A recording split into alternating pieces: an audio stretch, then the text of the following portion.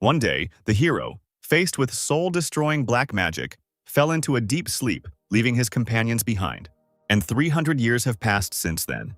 But the restored peace and calm everyday life were only an illusion. And now the whole world is shrouded in darkness. 300 years ago, when the main character turned 31, one hero came to the magic tower for him. The girl said that she had heard that once every 100 years a genius magician appears, and she asked him if it was him, calling him a boy. Archmage Lin just looked at the girl silently, slamming the book he was holding in his hand shut. Still silent, he approached the bookshelf and, under the gaze of the stranger, put it away from the shelf. Ignoring the girl behind him, Lin began to sort through the books that were lying on the floor, and the girl decided to call out to him, asking him if he could hear her at all. With a stone face, the guy replied that he was neither a genius nor a child, and his name was Lin. The girl beamed and ran up to the guy, saying that he really was the youngest 4-star archmage in history, and she said that she had come to the right place then. She smiled, looked at the boy's back and said that he was still a child. Laughing, she said that it was hard to call him a genius magician when he still needed to change diapers. She continued asking him to join her party, and then she would change them for him every day. Lin turned around with a dark face. A fireball was shining in his hand. The girl immediately tried to back away, shouting at him not to rush in such a hurry because she was only joking. Without looking where she was going, the stranger crashed headfirst into a bookcase. The books that stood in tall stacks on the cupboard swayed and fell down like rain. The orb in Lin's hand went out, and he stared at the stranger who was buried under those books. Seeing such a sight, the guy could not help but smile and laugh. The girl climbed out of the books and laughed too, and that's when Lin became interested in her. The girl introduced herself by saying that her name was Esther Alter Chiprin, and she said that she was a fake warrior of the Heavenly Light Dragon Church. Esther asked Lin to help her defeat the void spreading from the young pole. In other words, she invited him to join her group of heroes. Esther's group already included 2 famous people, the famous archer of the Kaya's Empire and the fire dragon priestess from the Dragon Republic, Frida. In response to this proposal, Lin told Esther that he did not want to die, to which the girl asked who did. The guy asked the girl if he was as interested in those 2 as she was. Esther laughed and replied that they were as crazy as she was. But there was something even more interesting. When Lin asked her what it was, the girl replied that it was peace, a word that caused a strange dissonance in Lin, a man who had studied magic in the tower after being rescued from the slums. He had a goal to become the highest-ranking mage in the Empire, a 7-star rank mage. It was said that if you reached the 7th star, you could see the truth of the world. And Lin wanted to reach a dimension where no one had ever stepped before. Living here and reading books about magic for the rest of my life wouldn't be bad. But to reach the 7th star, he needed to know about the world outside the magic tower. However, aimless travel seemed tiresome to him, and he wondered whether he needed it at all. And then this clumsy heroine appeared and offered him to save the world. And this unexpected offer was enough to pull him out into the outside world.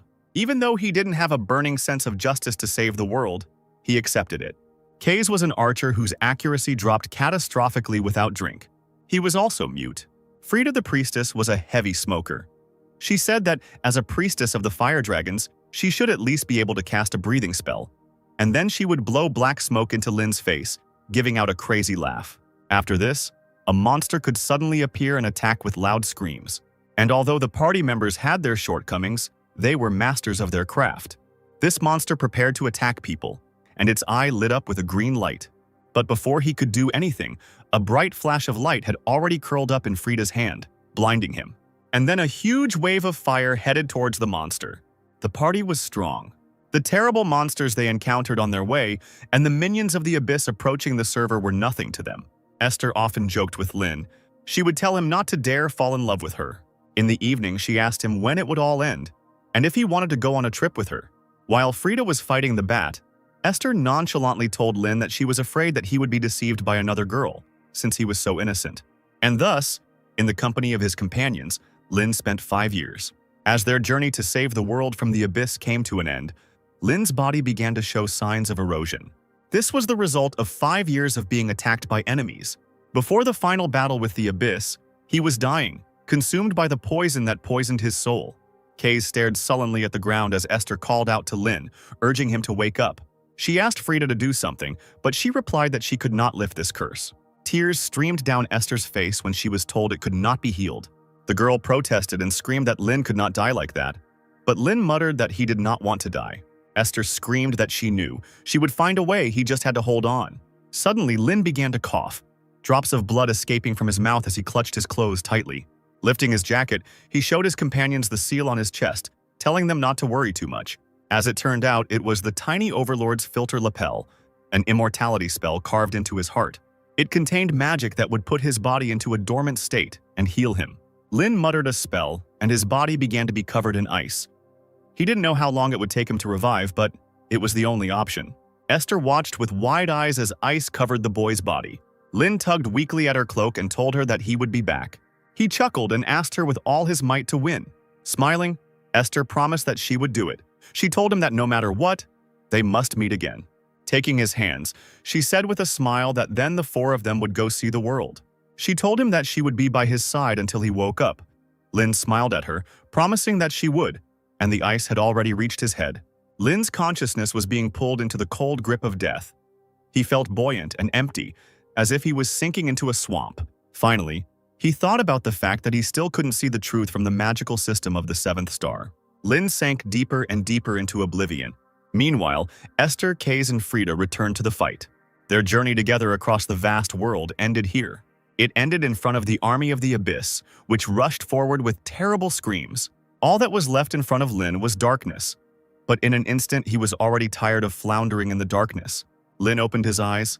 A female voice came from the side asking him if he was okay, and the woman reflected back to him as rain. Turning around at the sound of the voice, Lin immediately addressed her as his mother. Lin's appearance was now different. His hair was black and his eyes were red, and he looked like a teenager. Lin immediately stopped short, thinking about where his mother came from, since he was an orphan, and the woman looked at him questioningly. A bright light shone somewhere to the side and Lin covered his face with his hand, shielding himself from it. Looking around, he realized that he did not recognize these places. Next to him was not a battlefield, but a city and its crowd. The woman asked the boy why he was acting like that and said that it was Heroes' Square in front of the Vatican. The woman continued, saying that there was a monument there in honor of Esther's group. Hearing the familiar name, Lin turned around and saw a statue in front of him. The monument contained the names and dates of life of all the members of Esther's group. Lin asked the woman what year it was, and she simply asked him what was wrong with him. But Lin didn't calm down and asked again what year it was. Exhaling, the woman replied that it was now 1418, according to the Teresian calendar. Hearing this year, Lin's body became cold, and he began to wonder if he had been reborn, or if his memory had been superimposed on someone else's body. He noticed that the feeling in this body was very strange. The memories of Esther's laughter, Kaze's drunken delirium, and Frida's cigarette smoke were still fresh in his mind. But he realized with fear that all this had happened 300 years ago. With a trembling voice, Lin asked if they had won the last battle, but he immediately thought that it was a pointless question. He thought that if they had not won, they would not have had a monument erected to them, and the sky would not have been so peaceful. With a heavy sigh, the woman asked him why he was saying such obvious things, and then she said that they said that now, if you climb the Vatican Tower, you can see the frozen remains of Lord Lin. Lin didn't ask any further questions but answered tensely that he understood. He wondered what it meant that he had taken over someone's body. The woman continued, saying that Lady Esther had remained by Lord Lin's side until she died. She noticed that it was so beautiful and so sad, and then she asked the boy what he thought. Lin, in response to this, laughed, sweating, and the woman asked him why he was laughing because it was a sad story.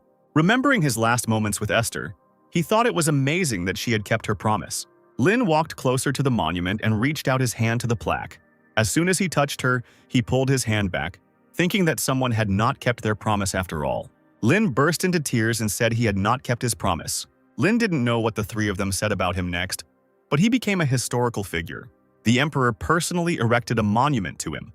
Many towers of magicians and families of magicians revered him as a saint. And Reina's mother watched her son with excitement. Lost in his thoughts, Lin thought about how these 300 years had left him with only magic. They left him with memories of travels to many places and the faces of his comrades who smiled brightly at him. Now these adventures could be read about in books. Now these memories have become legends. He recalled that Esther had once said that moments become memories when they are shared with someone. So his memories are not yet memories. Until he dies and meets them, they will remain unshared. These are memories he must live with alone, like an unanswered echo. Noticing movement out of the corner of his eye, Lin turned around and saw a cup of tea. Smiling, Lin accepted the cup from Rain's mother, thinking that his friends were gone now, but they had left him this world. Looking at the cup, he thought about what he should do now, and then he remembered Esther again. Lin's eyes widened, and he thought about what else he had to eat and work with. The Holy Human Empire divided the mage class into 7 levels. Eventually, Lin reached the 5-star level of a mage. Only 2 people in the entire history of the empire had reached the 6-star level, known as a sage. Lin thought that, one could say, they had not reached the end of the truth. But Reina's mother waved her hand at him, getting ready to leave. Seeing the outstretched hand, Lin remembered Esther and thought that if he hadn't left with Esther, he would have reached the 6-star level and then grown old and died. But he would regret it all his life. Even if someone could turn back time, he would leave to travel with her again and again. But now Esther is gone. The girl hoped that this world would be filled with laughter. As Lin followed her mother outside, she thought that this world, which they had all desperately defended together, was truly the way she wanted it to be. He remembered again that those who reached the end of magic would be able to see the true face of the world. So in this life, he must become a 7-star magician. Stopping again at the statue of his friends, he thought that in order to escape from this sadness and emptiness, he would try. He remembered Esther with a wide smile and flushed cheeks, calling him to look at the flower. He remembered Frida saying it was too romantic to show such things to a charmless brat. Kaze only watched the flowers from the side. Lin then shouted that he would rather read another magic book than look at this. He asked what was so wonderful about this flower field. Lin thought that the people in Esther's group were all equally eccentric, but he really enjoyed traveling with them. Looking up at the sunset sky, Lin in Rain's body said goodbye to his friends with a smile on his face. He thought that now they were left in the past and could not be together. The living, following the flow of time, must move into the future.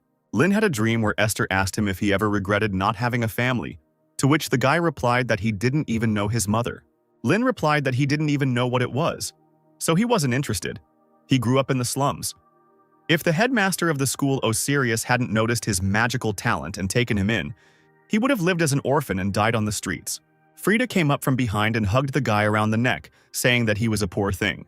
Lin pushed her away, screaming that even if he had a family, he wouldn't know how to treat them, so he didn't need a family. Esther smiled at him, telling him it wasn't as difficult as he thought. She told him to just cherish them, but Lin took the advice with a grain of salt. Esther smiled brightly, telling him that he was a good child so everything would work out for him. Lin heard someone call him. He opened his eyes, waking up in Rain's body again. The maid entered the room, bowed, and said that she would prepare breakfast since he was awake.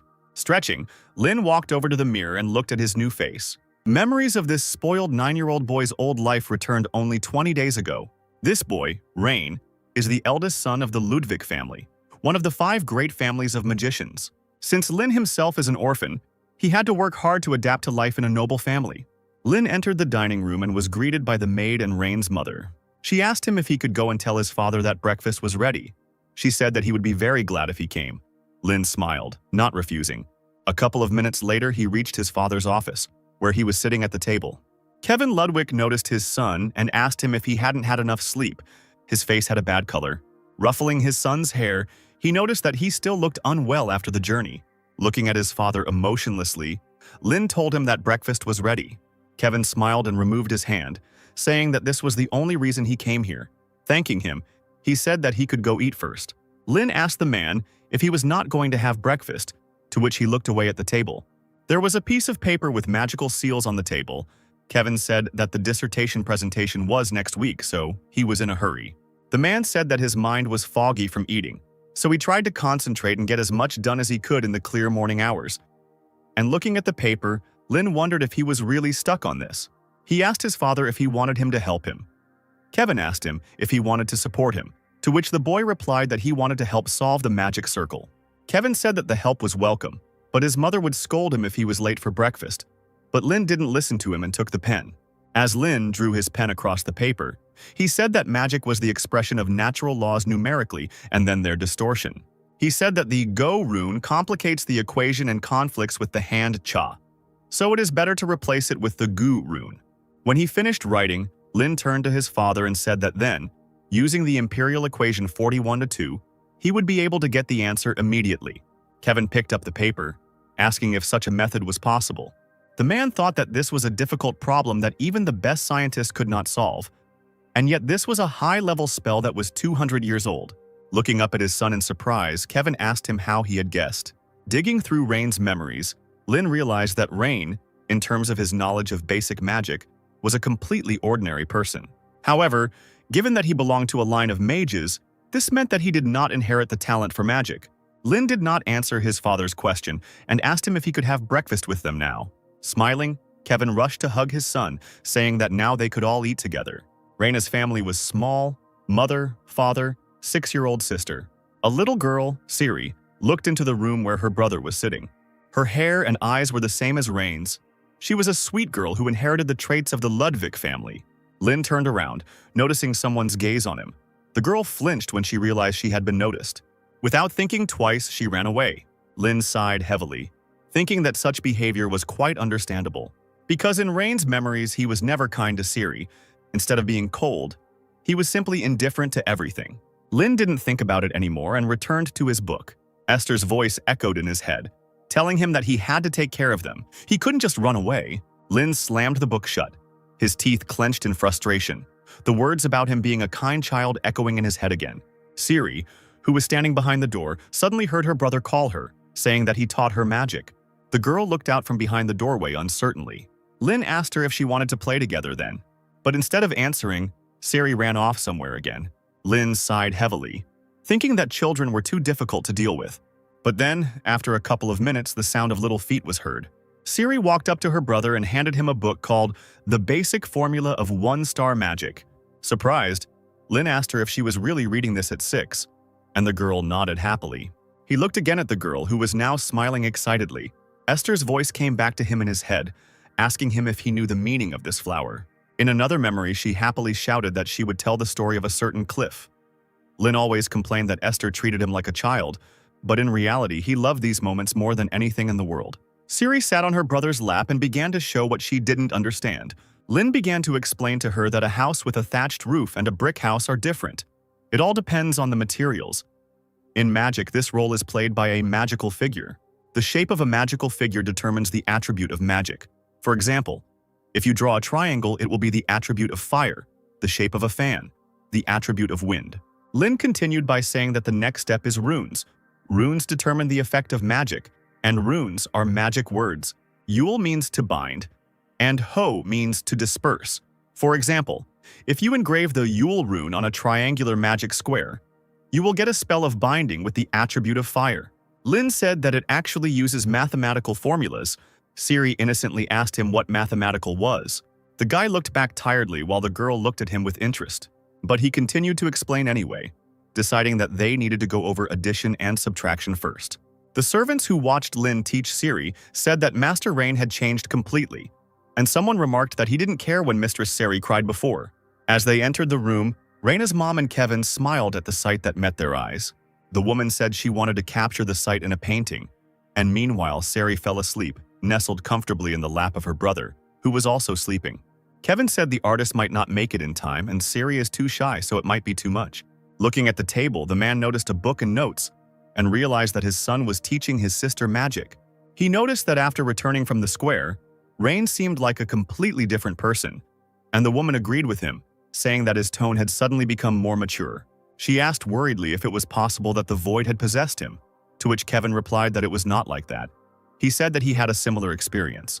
He said that when he was still a student, he had the honor of meeting Lord Lin. At that time, Kevin bragged that he had become a 3-star magician. But during the war, Lord Lin rose to 5 stars. Living in the peaceful era that the heroes created, Kevin realized how complacent he had been. Perhaps Rain had the same thoughts. After leaving the room, Rain's mother asked if Lord Lin was really frozen in time. Kevin answered that it was true. He had mastered ice magic perfectly, and that he remained the same as he was at 18 years old. The woman asked him to tell her more, to which the man replied that he didn't know anything else. Scratching his chin, Kevin noticed that the ice contained Lady Esther's magic. He said that only Lord Lin and Lady Hester could have induced her. He said he suspected that this letter turned out to be Esther's bequeathed letter to Lin, because one day he would still wake up. Kevin said he thinks their son is a genius. He said that he, moreover, could reach the level of a sage, because he had solved the magic square, which he himself had been struggling with for more than a year, and he had only looked at it. The woman exclaimed in amazement and asked the man if that was why he had come to breakfast today. Kevin said that was true. and he thought it might be a bit early, but it was time to teach him their family magic. Rain can become a mage thief who reads and steals any magic. This is only allowed to those who belong to the Ludwig family. This magic is only available to their lineage. The man said he wasn't sure if he could teach him, to which his wife asked if it was that difficult. The man replied that everything was fine. He already had an idea. Under a blue sky, a dazzling field of tulips stretches to the horizon. Cius Tulica. It is a beautiful region famous for its tulips, and a third of its land belongs to the Ludwig family. Rising to a sitting position, Lin said that if you want to develop, you need to set medium-term and long-term goals, especially if it is the path to truth. There is a lot to do to become a 7-star mage. No matter how young you are, there is no time to waste. Lin placed a piece of paper in front of him and said that they needed to call the guide first. Siri appeared behind her brother and asked him what he was doing. The guy muttered that it irritated him so much. Sighing, he nevertheless answered, saying that he was going to call a magic guide. The girl asked again. The guy asked whether he and she should call him. The girl jumped up happily and shouted that she wanted one too. Watching Siri happily spinning around on the grass, Lin thought that she seemed to be enjoying herself. But for a 6-year-old, her speech was a bit clumsy. Could there be something wrong with her? Following this, the guy began to draw on the sheet. Looking at his sister, he said that this was a high-level magic containing 4 different elements, so only a 4-star magician could handle it. There were only 10 of them in the country right now. Lin finished drawing the elements and a bright light shone from the paper. A huge table of light shot into the sky and Sari jumped to her feet, screaming with joy. Suddenly, Lin grabbed his chest. Blood suddenly started flowing from his nose and eyes. He muttered that it was still too much for 4-star magic. He thought that it was good that it was a summoning spell for a guide and not a combat spell. Otherwise, he would have died already.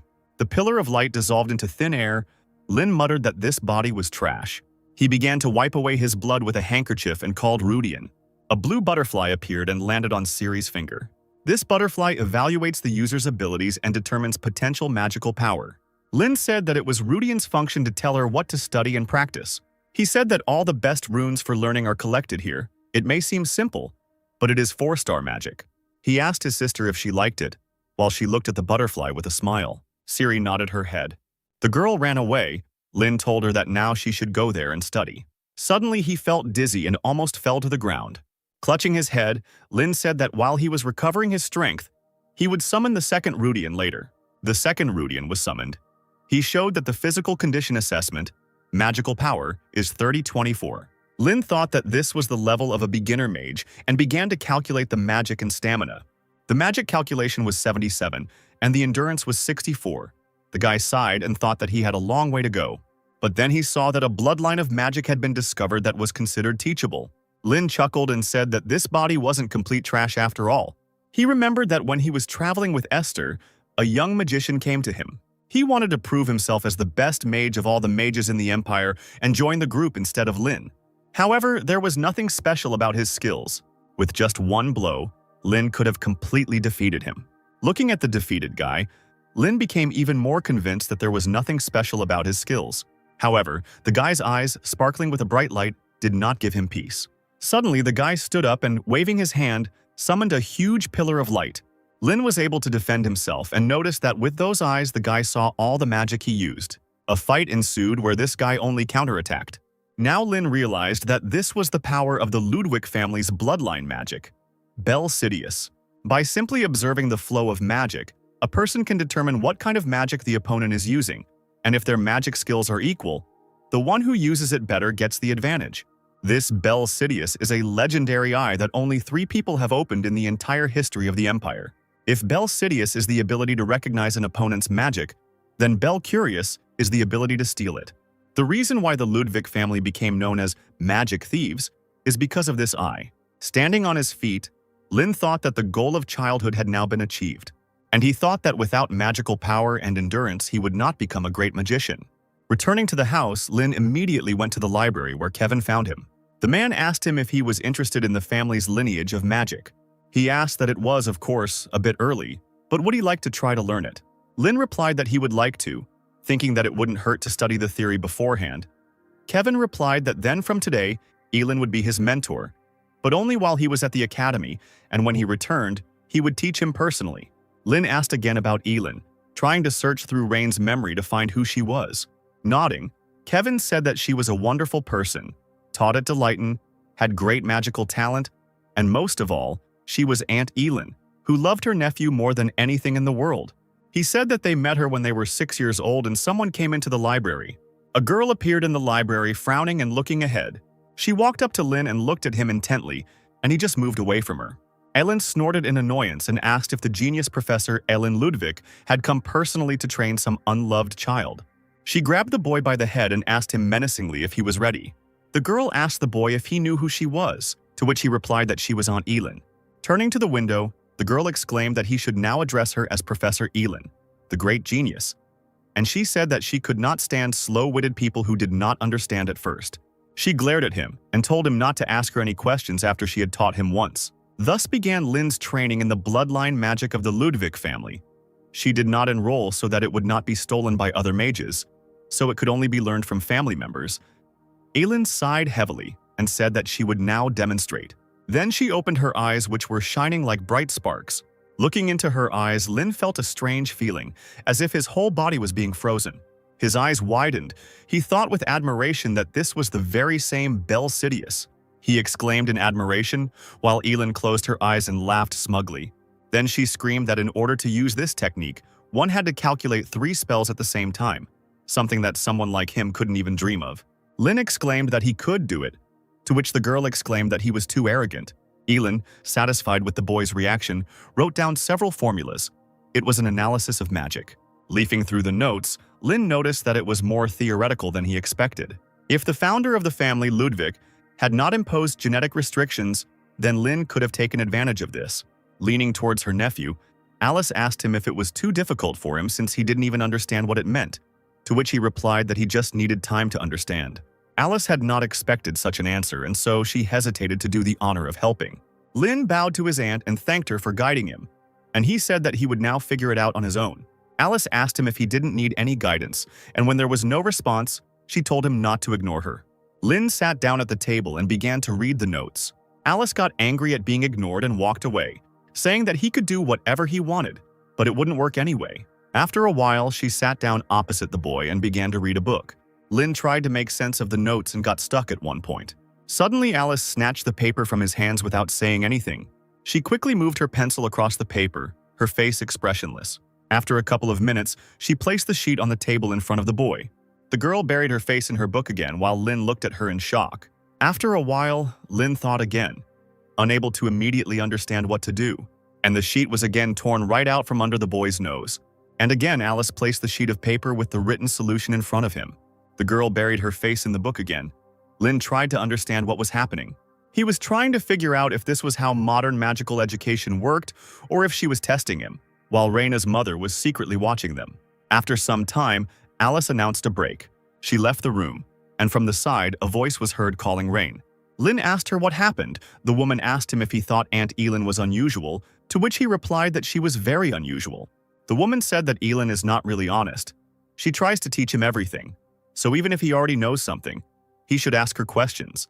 She remembered that Elin was the same when she followed her and Kevin around. A few minutes later, Elin returned and sat down at the table, burying her face in a book. Looking up, Lin noticed his aunt sneaking a peek at his notes. When the girl noticed that the boy had noticed her gaze, she immediately turned away. But after some time, when Lin returned to the notes, she began to peek again. Lin thought that Elin was very annoying, even more annoying than 6-year-old Siri. Finally, Lin decided to follow his mother's advice and approached his aunt, saying that she didn't quite understand that part. Elin immediately threw the book aside and screamed that if he didn't even know this, then their family was doomed. And she asked what exactly he didn't understand. Lin pointed his finger at the text on the page, to which Elin immediately told him how he should solve it. Laughing, she said that he should use this formula, and then he would be able to solve it much faster. Lin apologized to her, and she continued, asking him about what he did before he was 9 years old. Lin resigned himself to his fate and continued asking his aunt. Elin's teaching was such that it required a lot of effort, but thanks to her, he significantly reduced the time spent studying theory and gained practical experience. On the 10th day after receiving Elin's instructions, he felt a burning pain in the retina of his eye. He felt all the blood in his body rush to his head, the world slowly turning blood red. And then it happened. The eyes, glowing red, were engraved with the mark of death. All information about everything in the universe comes in the form of formulas. Lin used a fire spell and immediately a fireball appeared on his palm, and on top of it were numbers. Lin thought about what he realized was that in the eyes of the young wizard, all his magic looked like numbers. He said it was really amazing. Elin, stunned, asked the boy if he could really achieve this in just 10 days. Even after specialized training, it took Elin 7 years to master Belcidius. They said it would take 70 years to master Belcurious. Elin thought about how in just 10 days, Rain had gone from a blank slate, knowing nothing, to using multiple spells at once. She thought that he could rival Lin, who was called a master of simultaneous summoning. Looking at him, she thought that he might be a genius. Elin went to Kevin, who muttered that his son had awakened Belcidius in just 10 days. The girl told her brother that thanks to Rain, the Ludwig family can become a leading family of magicians. He is really amazing. Elin walked out of her brother's office, slamming the door. Kevin said that as a father he had nothing more to teach him. After that, Kevin called out to Yud, and a black figure appeared behind the red curtain.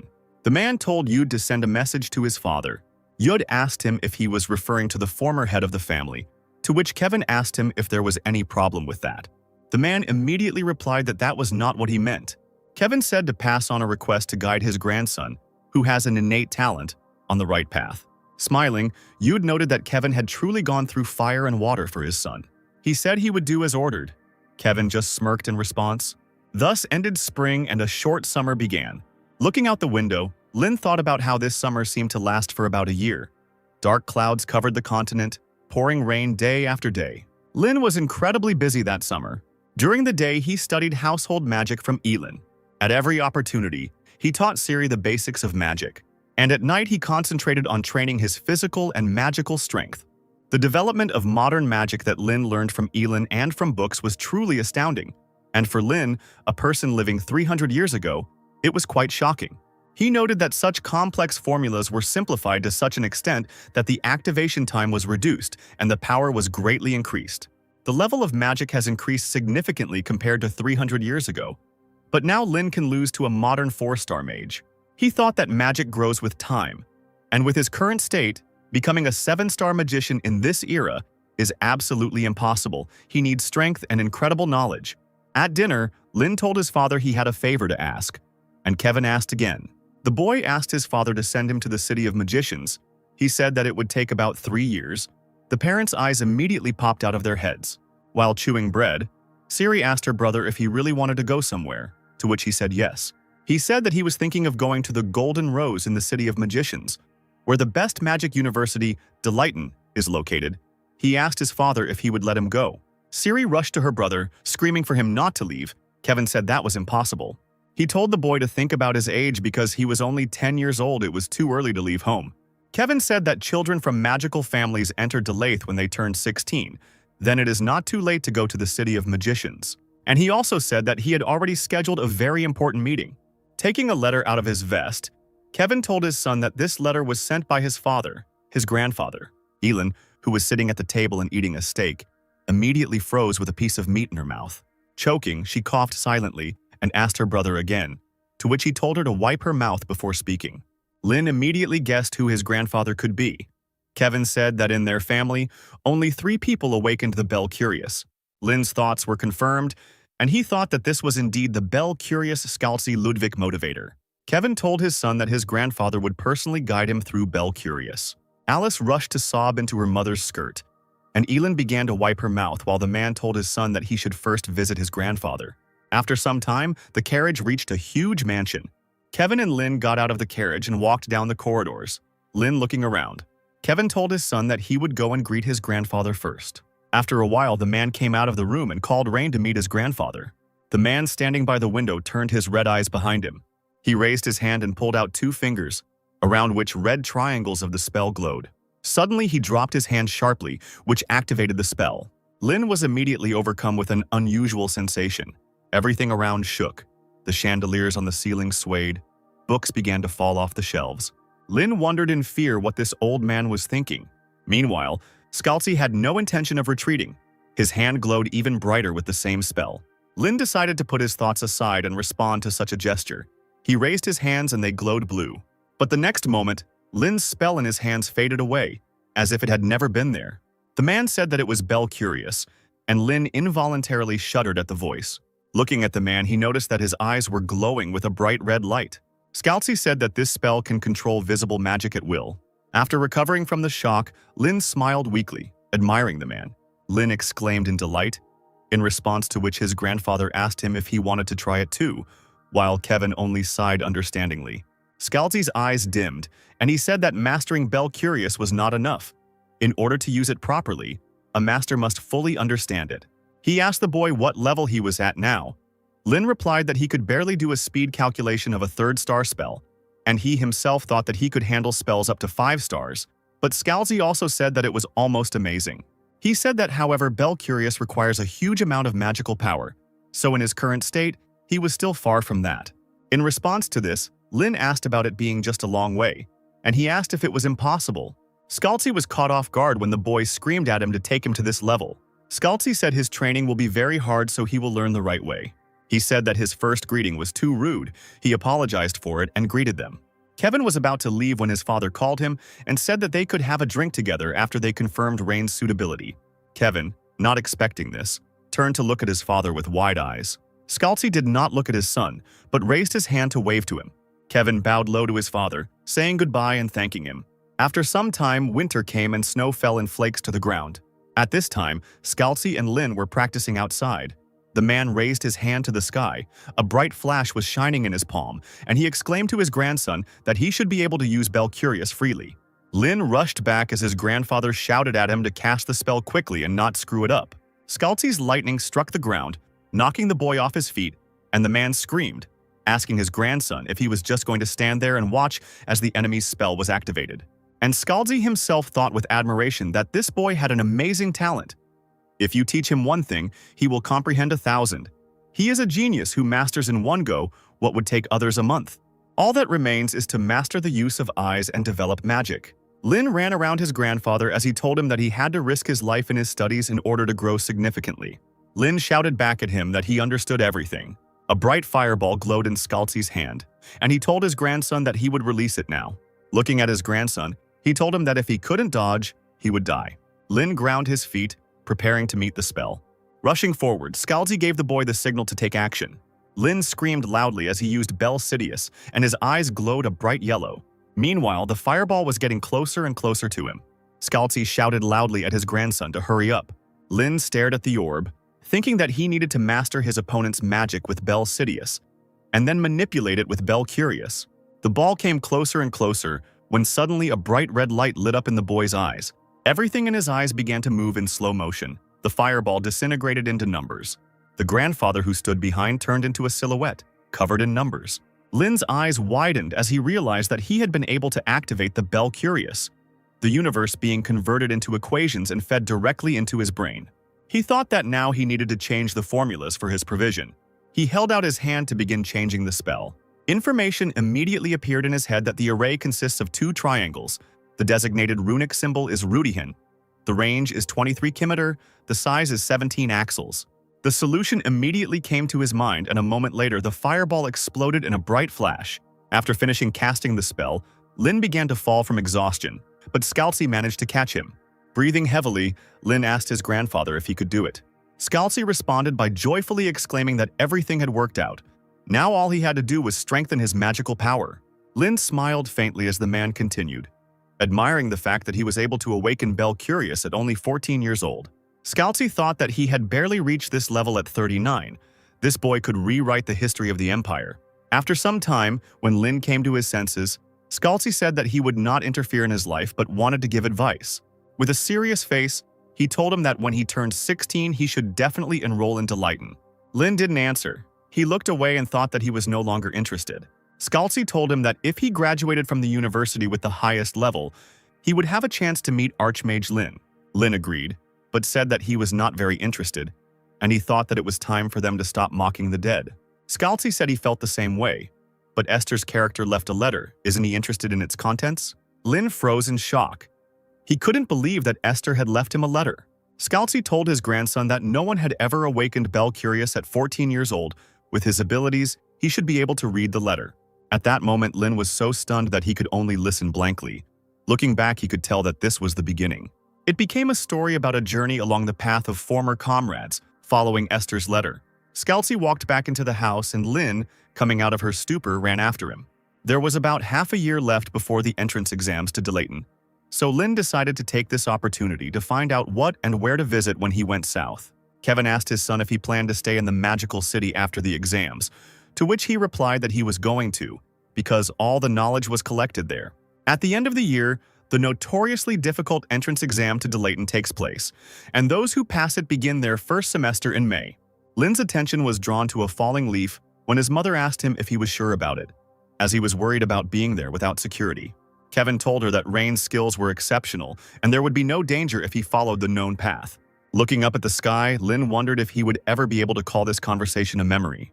On the 13th day of his journey, Lin found himself in a small town somewhere in the forest. Namely, he found himself in the southern part of the Holy Empire, the Garum region, in a small town where there were many taverns and inns. And what's interesting is that all the people passing by were wearing bamboo hats. When Lin asked one man why everyone was wearing bamboo hats, the man asked him if he didn't know about Lin's caravan. The man said that long ago their first leader received help from the archmage Lin. He said that as a sign of gratitude they wear bamboo hats. The guy's attention was drawn to the staff behind the man's back as he continued talking about how this was a trading group with such a great history. Rolling his eyes, Lin wondered who this first leader was. Maybe he would remember when he heard his name. Lin asked the man what such respected chickens were doing in such a small town. The man replied that there was a problem on the road leading to the sunlit highway, and ferocious monsters appeared and dozens of people went missing. So they wait for the Lord's forces to come and destroy them. Monsters are creatures whose essence has been distorted by the abyss. They resemble animals but have a much more grotesque appearance and dangerous magical abilities. And no matter how many of them are destroyed, they never disappear. Lin walked away, thinking that as long as this monster wasn't a top-tier one, he had nothing to worry about. Night fell and Lin walked through the bamboo forest. Suddenly he noticed that someone was definitely watching him. However, nothing attacked. Perhaps this creature sensed the difference in magical power, like an animal instinct. Lin thought idly that he could deal with these monsters, but it wasn't his concern. The monster-slaying team will take care of that. Lin walked on, memories coming back to life in his head. He remembered Esther pointing somewhere on the map, suggesting a route. An irritated Lin listened to how they wanted to stop by a flower field on the way. Unable to bear it any longer, he shouted, asking them what they were doing. He reminded them that two groups of warriors who had crossed to the continent before them had been destroyed fighting at the front. Because of this, the front line has stalled and they are barely holding on, waiting for help from others. Frida took a drag on her smoke as Esther said that she understood everything. A legion of red and yellow dragons were heading to the battlefield, and all the strong mercenaries had crossed the sea for honor and glory. Lin exclaimed that they also needed to hurry, to which Esther responded that that was why she was saying that. Because now that all the strong ones were gone, monsters began to run around the continent as if they had been waiting for this moment. Lin exclaimed that they were at best a C or B level. They didn't have time to deal with such things. Esther told the boy that there are many people in this world who desperately need help. Even in what seems like a trifle, it makes no difference to ask for help. Covering his face with his hand, Lin remembered Esther's words about how she hoped he would grow up to help people like him. Lin muttered that even after 300 years they were still annoying. The boy sat down to rest, a spell glowing in his hand. Lin muttered the words quietly, activating the spell. Our seal in his hand shone even brighter, ready to act. Lin lowered his hand and the seal entered the ground and rushed forward to find the monster. The guy remained sitting in the depths of the night forest. Finally, after some time, he heard a loud roar in his head and ordered the seal to bring the monster here. Something flashed like a dark shadow above the bamboo, and something heavy fell in front of Lin. Looking down, he noticed a white monster that was bound by his spell. Lin frowned and asked if that was what he was calling a threat when the monster started growling at him. Squeezing his hand so that the spell began to squeeze the monster, breaking bones, the boy told him that he had already killed countless of his relatives. The monster began to writhe in pain as his body was squeezed even more. Lin told him that he would let him go if he promised not to harm people anymore. All he got in response was a roar, and Lin said he still didn't understand him. Lin left behind the monster's body, cut into pieces, and he said it didn't help, it was just out of boredom. The border between the central and southern regions of the empire is the Badantio Ridge, and as soon as Lin stepped onto it, he was immediately attacked by monsters. Lin thought with irritation at how the insignificant beast dared to look down on him. But suddenly, Instead of the guy's spell, arrows started flying at the monsters. Turning around, Lin noticed two people standing above. The figure and hairstyle of one of them seemed familiar to Lin, so he inadvertently called out to Kaze. The strangers hurried to jump down. Someone asked Lin if he was okay, and the guy smelled alcohol. A young man, who didn't look like Kaze at all, told Lin that monsters often appeared in this place, and he asked him if no one had warned him on the way here. The second stranger also jumped down, asking why anyone had to warn him, and he said smugly that they, the descendants of the Great Palace, guard it. Lin stood frozen in place, just listening to the strangers and thinking that there was no way it could have been Kaze. Scratching his head, he finally said that he didn't know what school they were from, but they helped him, so he was grateful. And he decided to ask them if this was really the Badantio mountain range. After exchanging glances, the strangers suddenly burst out laughing without answering the guy. A little angry, Lin shouted at them, asking what they were laughing at. The second stranger said that so much time had passed since this ridge became Kislanten, and he still called it Badantio. Kislanten means mountain range of the Palace of Kaze. After defeating the Abyss, Kaze seems to have taken root here. The strangers said that they were students of the archery school founded by Kaze. They also said that traditionally this passage is guarded by him, who was recognized by the school director. Watching the drunk guys, Lin couldn't help but laugh, thinking, is drunk archery really the main subject of this school? What did they do to be assigned here? One of the guys put his arm around Lin's shoulders, telling him that he had come at the right time because today was a festival, a day when everyone could drink free alcohol, and he needed to experience the taste of alcohol if he wanted to become an adult.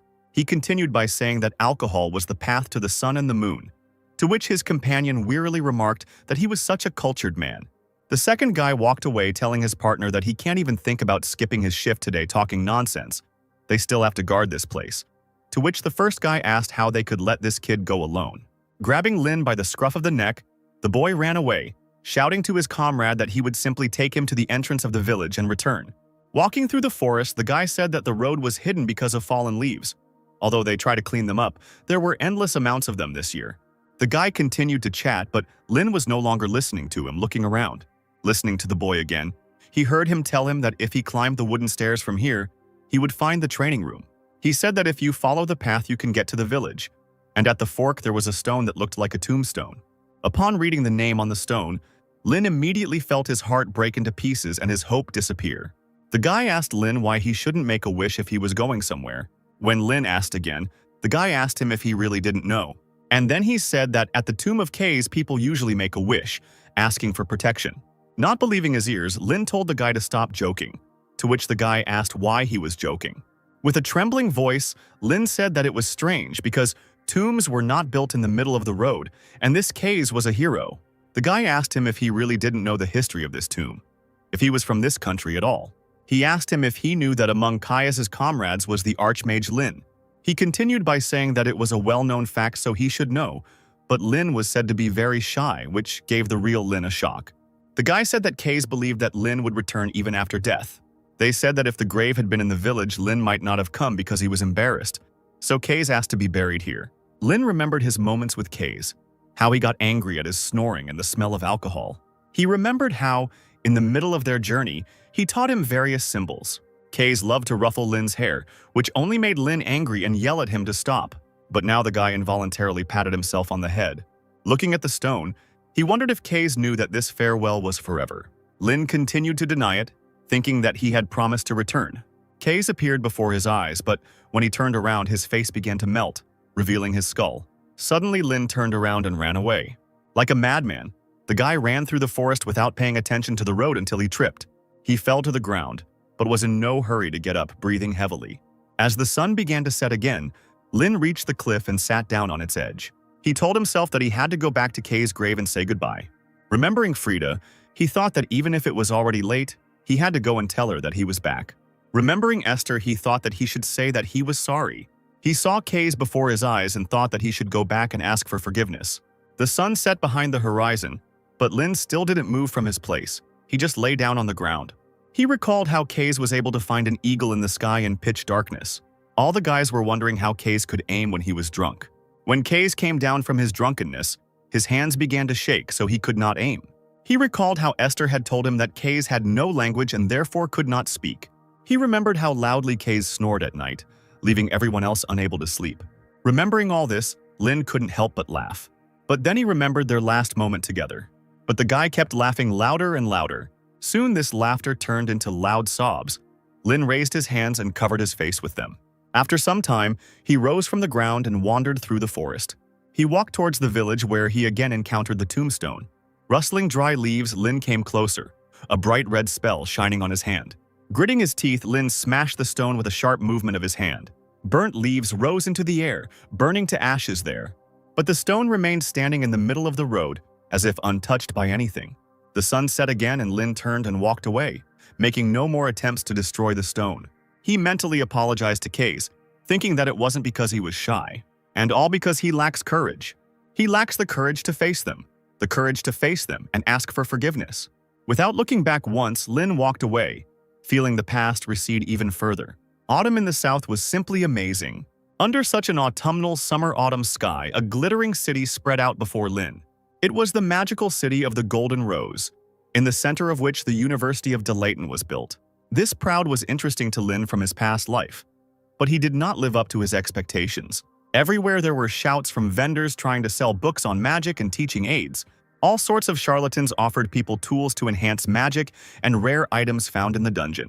All knowledge passes through the Golden Rose is a phrase that suits the status of this place where everything gathers. Lin sat down next to one of the merchants and asked him how much this item cost.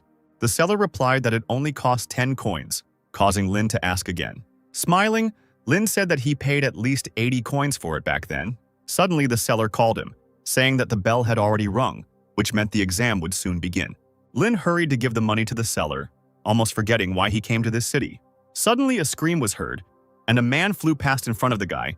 People were shouting for someone to catch the thief. The thief ran further through the crowd. Lin thought that the security here was not very good. Turning away, he thought that this was a big city, so the guards should be able to handle it. But then his thoughts were interrupted by the fact that someone crashed into him. Having collided with the guy, the old woman lost her balance and fell to the ground. Lin apologized excitedly and said that he had to go already, he was late. The old woman quietly muttered that it was a family heirloom and that her grandson needed it for the entrance exam. Continuing to mutter, asking for help, the old woman stood up and walked on. Turning away, Lin thought that now was not the time. He had an exam. But suddenly he heard Esther's voice telling him to help her. Coming closer to the old woman, Lin asked her if the man had stolen something from her. Frowning, the guy stopped the old woman, telling her to wait here. After chasing the thief, Lin climbed onto the roof and flew further with the help of a spell. Lin was burning with anger that he still had so much to do, and he was doing this. A bright flash of light flashed in his hand, and he told the thief that now he would turn to ashes. But before he could do anything, a voice was heard from behind and someone's hand touched his shoulder. The girl pushed him away and ran on, shouting at him to move away. She flew down from the roof, and a bright flash shone in her raised hands. Suddenly, the thief slowed down, noticing that sand was starting to rise in front of him. The man looked around in confusion, wondering where the sand came from. Meanwhile, the sand rose higher and higher. The girl shouted loudly to the thief across the street that stealing someone else's property in the Golden Rose was brave, she should give him credit. But he chose the wrong day. The girl stood on her head made of sand, and under her feet were 2 sand knights holding a sword, and she exclaimed that the thief was finished today. She continued her heroic speech with a smug grin, saying that it would all end for him today, because he had been caught by none other than Kristaten. Lin looked the girl up and down. He noticed her confidence in the sand swirling around her, and he realized she was Warden. The Varden family is located on the eastern edge of the border, like the Ludwig family. It is one of the 5 families of mages. Before Lin regained his memories, they met several times at family gatherings, the girl telling him to put in a little effort to not live like a loser. She pointed her finger at him angrily and shouted that he was a descendant of magicians, even the eldest son. She asked him if he was really not ashamed at all. Lin ignored her every time. Every time they met, she always acted smart, so he called her a nerd. Lin wondered how it was that she was already wearing a uniform since they were the same age. And in the meantime, the thief decided to strike back. Using a wind spell, the thief destroyed the sand tower and the knights, causing Kristaten to fly down. But the wind currents did not stop there. They began to swirl madly along the street, lifting other people into the air. One of the children that were there rose into the air far from its mother, but before it could fly far, it was caught by the tree roots. Using a spell, Lin, who was still on the roof of the house, returned the boy to his mother. Lin raised his head and looked at the thief again, his eyes glowing red, activating Bel Sidious. Looking at the thief, who had strange bracelets on his arm. He thought that this thief was a magician, and he also had quite decent magical power. The guy's gaze involuntarily caught on these strange bracelets, which shimmered golden in the sunlight. Kristaten didn't think of giving up. Frowning, she raised her hands again, activating the spell, and shouted at the thief that he was very good for a thief. She screamed at him to try and block this then, and then she quickly moved her hands with a bright flash shining between them. A little surprised by this outburst, Lin noticed that it was a 2-star magic that she even used mentally. The girl hit her palm against another palm, causing an even brighter flash. The whole city was shaken, and ordinary residents began to look around in confusion. Behind the girl, the ground began to crack. If the Ludwig family is known as magic thieves, then the Varden family is known as magic commanders. Breaking the earth into pieces, something rose from underneath it with a loud crack. A sand golem appeared behind the girl, its eye glowing red, and Lin thought that the Varden family's bloodline magic was earth magic. Kristaten asked the surprised thief if he would try to brag again now, but suddenly the golem's eyes flashed with a different red light. The thief raised his hand with the bracelets from under his cloak and shouted that with this he was invincible. His hand glowed with a dark light, and then something pierced the golem through and through. The golem's eyes went dark, and he was ready to collapse as a heavy mass onto the ground. But after that, the golem's eyes flashed red again, and he didn't care about anything. Noticing this, Kristaten turned to the thief and told him not to even think that he would fall from such an attack, while the golem prepared to attack its mistress. The thief smiled slyly, and the bracelets on his hand once again began to shine with a dark glow. But before the golem could strike, something flew into his hand, smashing it into tiny pieces. Lin appeared in front of Kristaten and said that if he showed his trump card so early, he could get a counterattack. Attacking the golem further, the boy said that just because someone used a spell first, it doesn't mean they've already won. Lin didn't think of retreating. His hand twisted again, but this time with the blue light of the spell. The thief screamed desperately, ordering the golem to kill those children. The golem obeyed the orders of its new owner and decided to strike with its other hand. Lin, in response to this, decided to use a fire spell in a circular shape. Raising his hands to the sky, the boy launched a fountain straight into the golem's face. Kristaten, who, like Lin, was soaking wet, asked the guy if he was a water mage.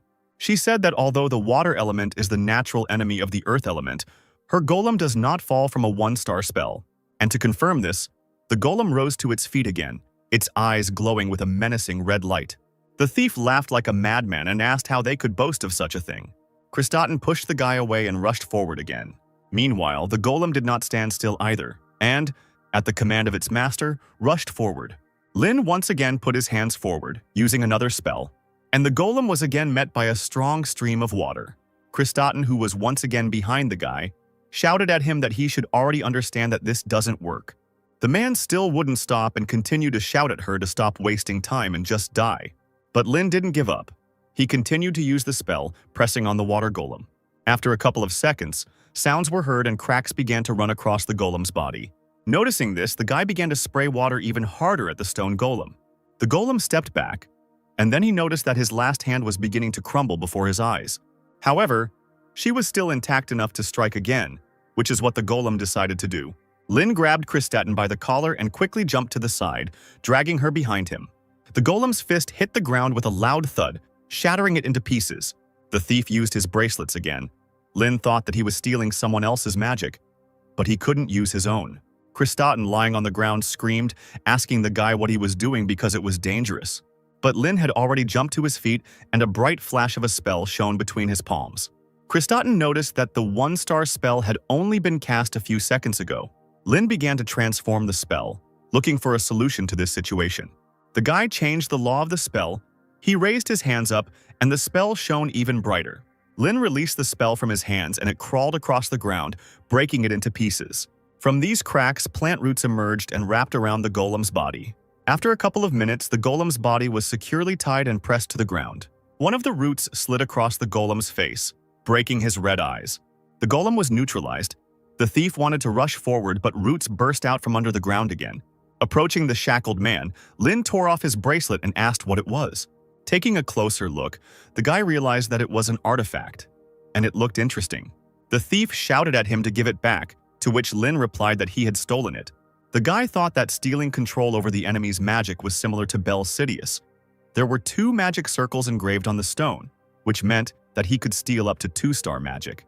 In a panic, the thief asked the boy who he was and how he was able to cast magic so quickly. But Lin didn't answer him and just turned around, walking away and thinking that even if he told him, he wouldn't believe him. Approaching the old woman, Lin returned the artifact to her, telling her to pass this thing on. The old woman took the artifact back with tears in her eyes, and the crowd erupted in joyful shouts. People began to shout compliments to Lin and Lady Varden. Hearing about Lady Varden, Lin immediately remembered the exam and froze. Without paying attention to anything else, the boy broke loose and ran away. An unknown person in a cloak approached the chained thief and put a sword to his throat. Then this unknown person in a cloak approached Krista, who was still sitting on the ground. Krista recognized the stranger as Professor Caroline, who told her that she had made a mistake today. The woman said that it was great to be confident, but she shouldn't have used the golem so hastily. Getting up from the ground, the girl replied that she knew and would be more careful next time. And then she happily asked the professor if she had seen that boy, and noticed that his magic casting speed was almost the same as the professor's. The woman replied that he might even be faster than her. But then Krista said that the guy didn't seem that strong during the selection. Professor Caroline asked why the guy was here if he had come for the exam. Krista asked her what she was talking about, to which she replied that the exam had already started. Krista sullenly asked the professor if there was any other way she could not accept it. She asked if she could be given some slack if she was late because she was helping someone. The woman asked her since when she thought so much about others. In response, the girl exclaimed that a person like that guy should exist to make things more interesting. And she asked with a grin whether it wouldn't be better for the school to have interesting characters. Professor Caroline made no reply to this, but soon agreed. Back in her office, Caroline looked over Rain's file, which stated that he had no experience in magical competitions and no significant achievements in other areas. Perhaps he is a genius prodigy who can become the white one sent to the Ludwig family from heaven. But then the woman noticed that this guy had been Scalzi Ludwig's assistant for 3 years. She was a little surprised by this, because he was a former great magician and the head of Osiris. It didn't matter to him if someone was his relative. Everything depended on talent and strength. He ruthlessly rejected those who failed to produce results. Professor Caroline wondered if he was just an assistant. Then why was he called a prodigy by the 8 great schools? Thinking about this, the woman smiled to herself. Professor Caroline asked her assistant to make an appointment with the rector because she needed to discuss something regarding a private appointment. The sun was shining brightly into the rector's office, and she said that it seemed like history was repeating itself. They told her that it was impossible to say for sure, but it seemed that talents always appeared at the same time. Examples of this could be Hubert from the Rackland School, Lillian from the Rivendell School, Kaiden from the Harimun School, Nora from the Melev School, Logan from the Chehak School. 5 latecomers from 8 major schools were admitted immediately. The Varden family also sent a talented child, but he may have problems. The principal told Caroline that since the conflict between the magical families and the 8 schools was so deep, it was not very pleasant to get involved in the students' disputes, but it was certainly a special situation. DeLayton's principal, Madelia Page, said she would need to notify teachers and professors. She told Caroline to watch the students closely and intervene if necessary, but not too often. Caroline didn't answer the rector, so she asked what had happened. The woman responded that she thought it was too early. She asked if it was too early to make such a decision. The rector asked her to tell her more, and then Caroline said that she thought there was another genius in this generation besides Krista. Madelia asked if there were any new students she didn't know about yet, to which she received a negative answer. She then asked if this was the child she wanted to give an extra test to which Caroline replied that she wouldn't believe her even if she told her. She could very well have seen him at the family meeting. Madelia told her that she still had a bad habit of slapping her hands. Caroline replied that it was just her personal opinion, but maybe they could give Ryan Ludwig the opportunity to do so and not interfere at all. Madelia thought about this, and the professor continued saying that she was interested in how he would behave in this situation. The rector replied that they would have the results soon, to which Caroline agreed, saying that Owen was there after all.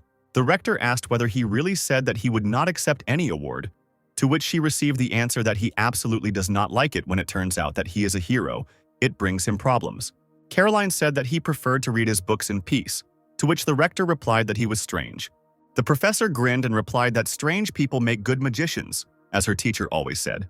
But then she noticed that Madelia seemed a bit gloomy today. After a short silence, the woman replied to the other that she was still as insightful. She said that if Rain Ludwig caught that thief, then it seems to be connected to the Dark Church. Caroline said she didn't think so, but Madelia asked her if she remembered ever saying anything stupid, and then said that special cases had contacted them first. With a serious face, she told Caroline that she had a bad feeling about this, so she needed to be prepared. The next morning after the chaos, Lin was informed that he had been accepted, even after he missed the exam due to being late. Professor Caroline suggested that he pretend that he had passed the additional exam and was included in the list of successful candidates. She was worried that the extra exams would be seen as a disgrace for those who failed the regular exam, but that wasn't a problem for Lin. Fearing that he would have to retake the exam, the guy accepted the offer, and now he stood before the gates of the greatest magical university of Delayton U, where the pinnacles of the Sacred Empire's intellect had gathered. Looking around without much enthusiasm, Lin reflected on how he had never been involved with school. In his past life, he studied magic under the headmaster of the Osiria school, and in this life, all his education was given to him by his new family. Even now, he didn't feel the need to learn from anyone. But in this life, he needs to find what Esther left behind. She is waiting for him at the end of this path. Smiling to himself, he thought that until then he should improve his magical skills at least to the level of his previous life. Suddenly, a girl's scream was heard behind him. It turned out to be Krista. The girl immediately recognized Rain. He greeted her, and she shyly responded to the greeting. Krista wanted to thank the guy for helping her, but soon she screamed that she could have done it herself. The girl's scream caused other students to turn around, recognizing the girl as Krista Varden, who was the most popular of her generation. Lin noted that she was even more popular than he thought, to which she sheepishly replied that there was even a saying, "Anyone in our generation who doesn't know Krista Varden is a spy for the Republic." Krista waved her hand, telling Lin that he could be happy because he was an opponent she had acknowledged. Lin scratched his head in annoyance, thinking about how he couldn't stand annoying creatures. And he remembered that there was someone like that in the past.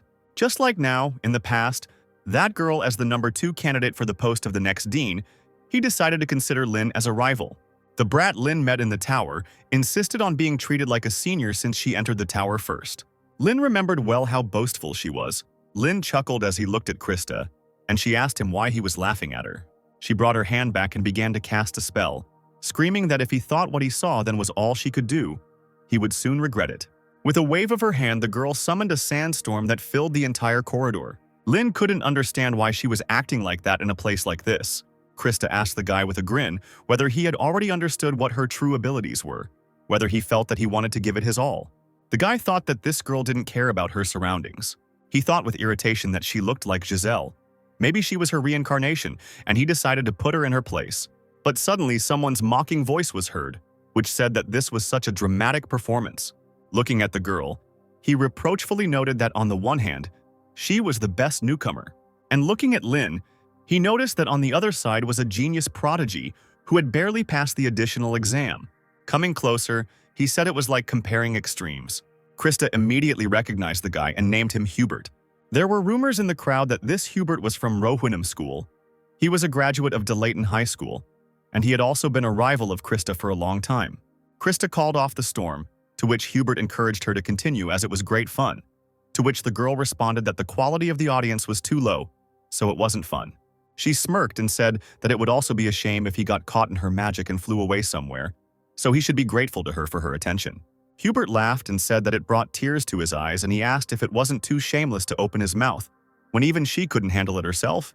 He said that she should know her place or she would regret it. Frowning, Krista said that a finalist shouldn't talk like that, and she asked him why he didn't show what he could do.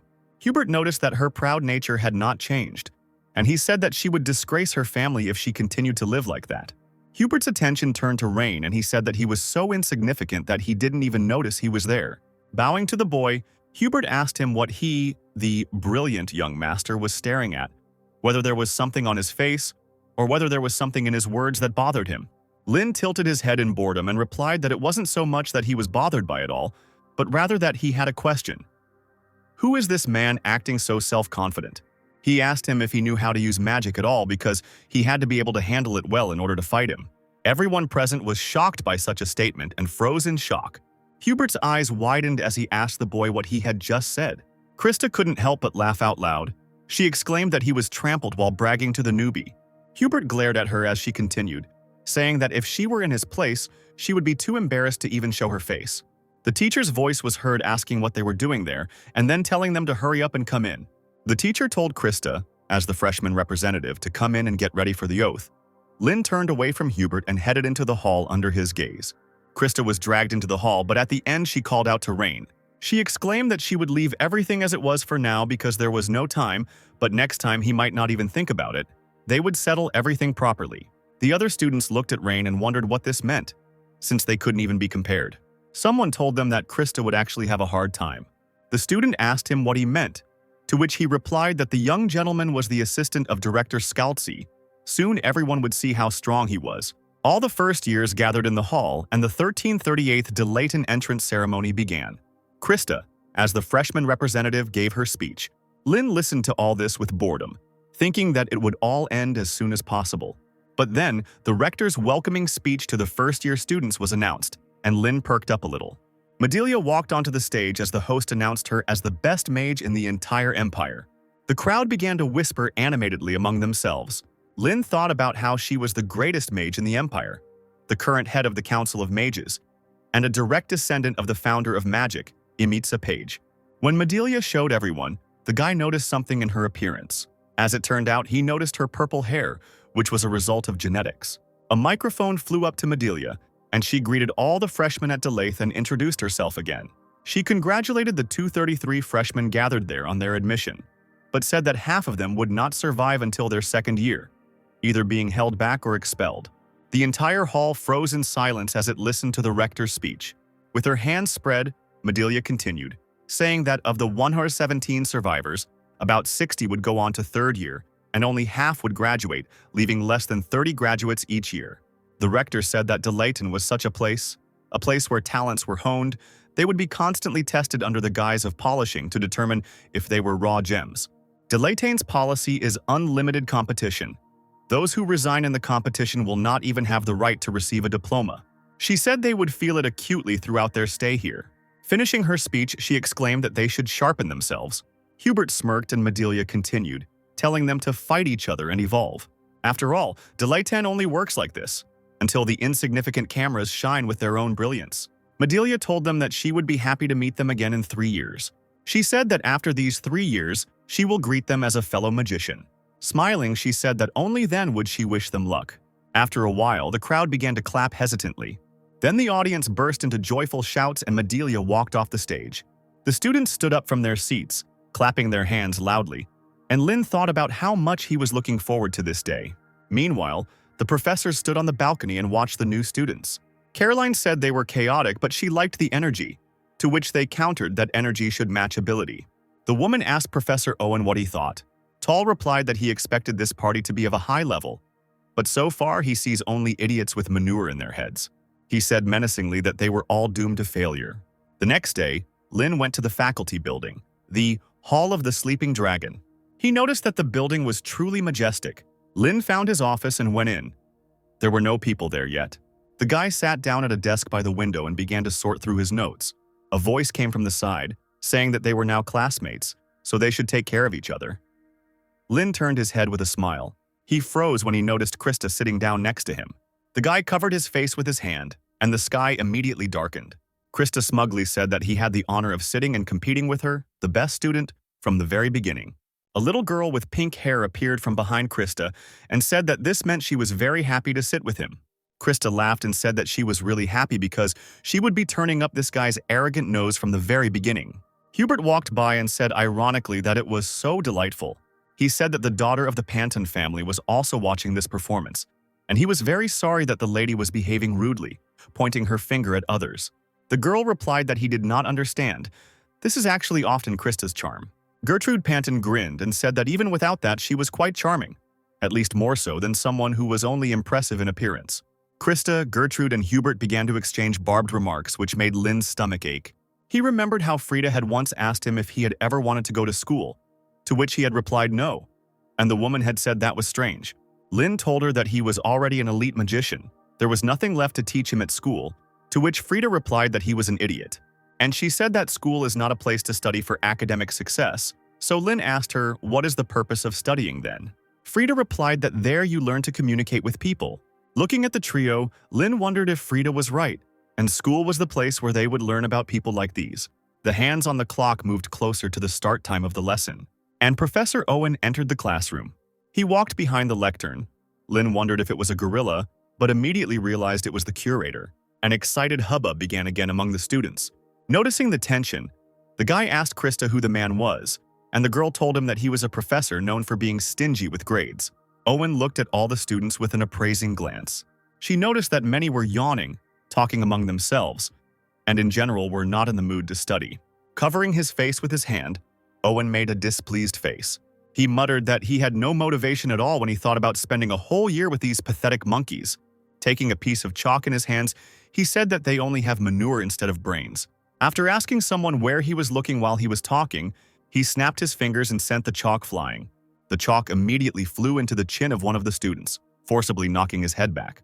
Noticing that the students were laughing, Owen raised his voice and said that they didn't know anything.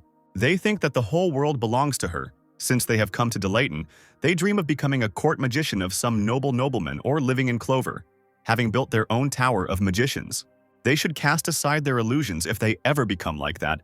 They can call him master, but for now they are just monkeys, barely growing fur, and they still have a whole mountain of things to learn. He asked them if there was anyone from the 8 major schools there, and several students, including Hubert, raised their hands. Owen sighed and said that the worst thing here was them, the idiots from the 8 main schools. He said that the strange mathematical formulas they used in the name of school traditions were simply astounding, so he didn't even expect any contribution from them. They just needed to be left alone. He then asked if there were any noble families of mages, and Krista and Lynn reluctantly raised their hands. Owen told them they were just disgusting. He said that it was all because they were acting all know-it-all and arrogant, and without experiencing any difficulties, he told them to go home and learn to change their clothes on their own first.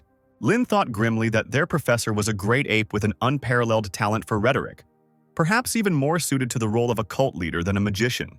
The man said that his task this year was to make them at least useful magicians, even better than monkeys. He sternly said that there was no place for anyone worse than a monkey here.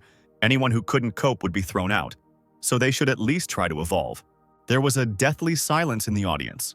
Owen asked them why they weren't answering. Were they not paying attention?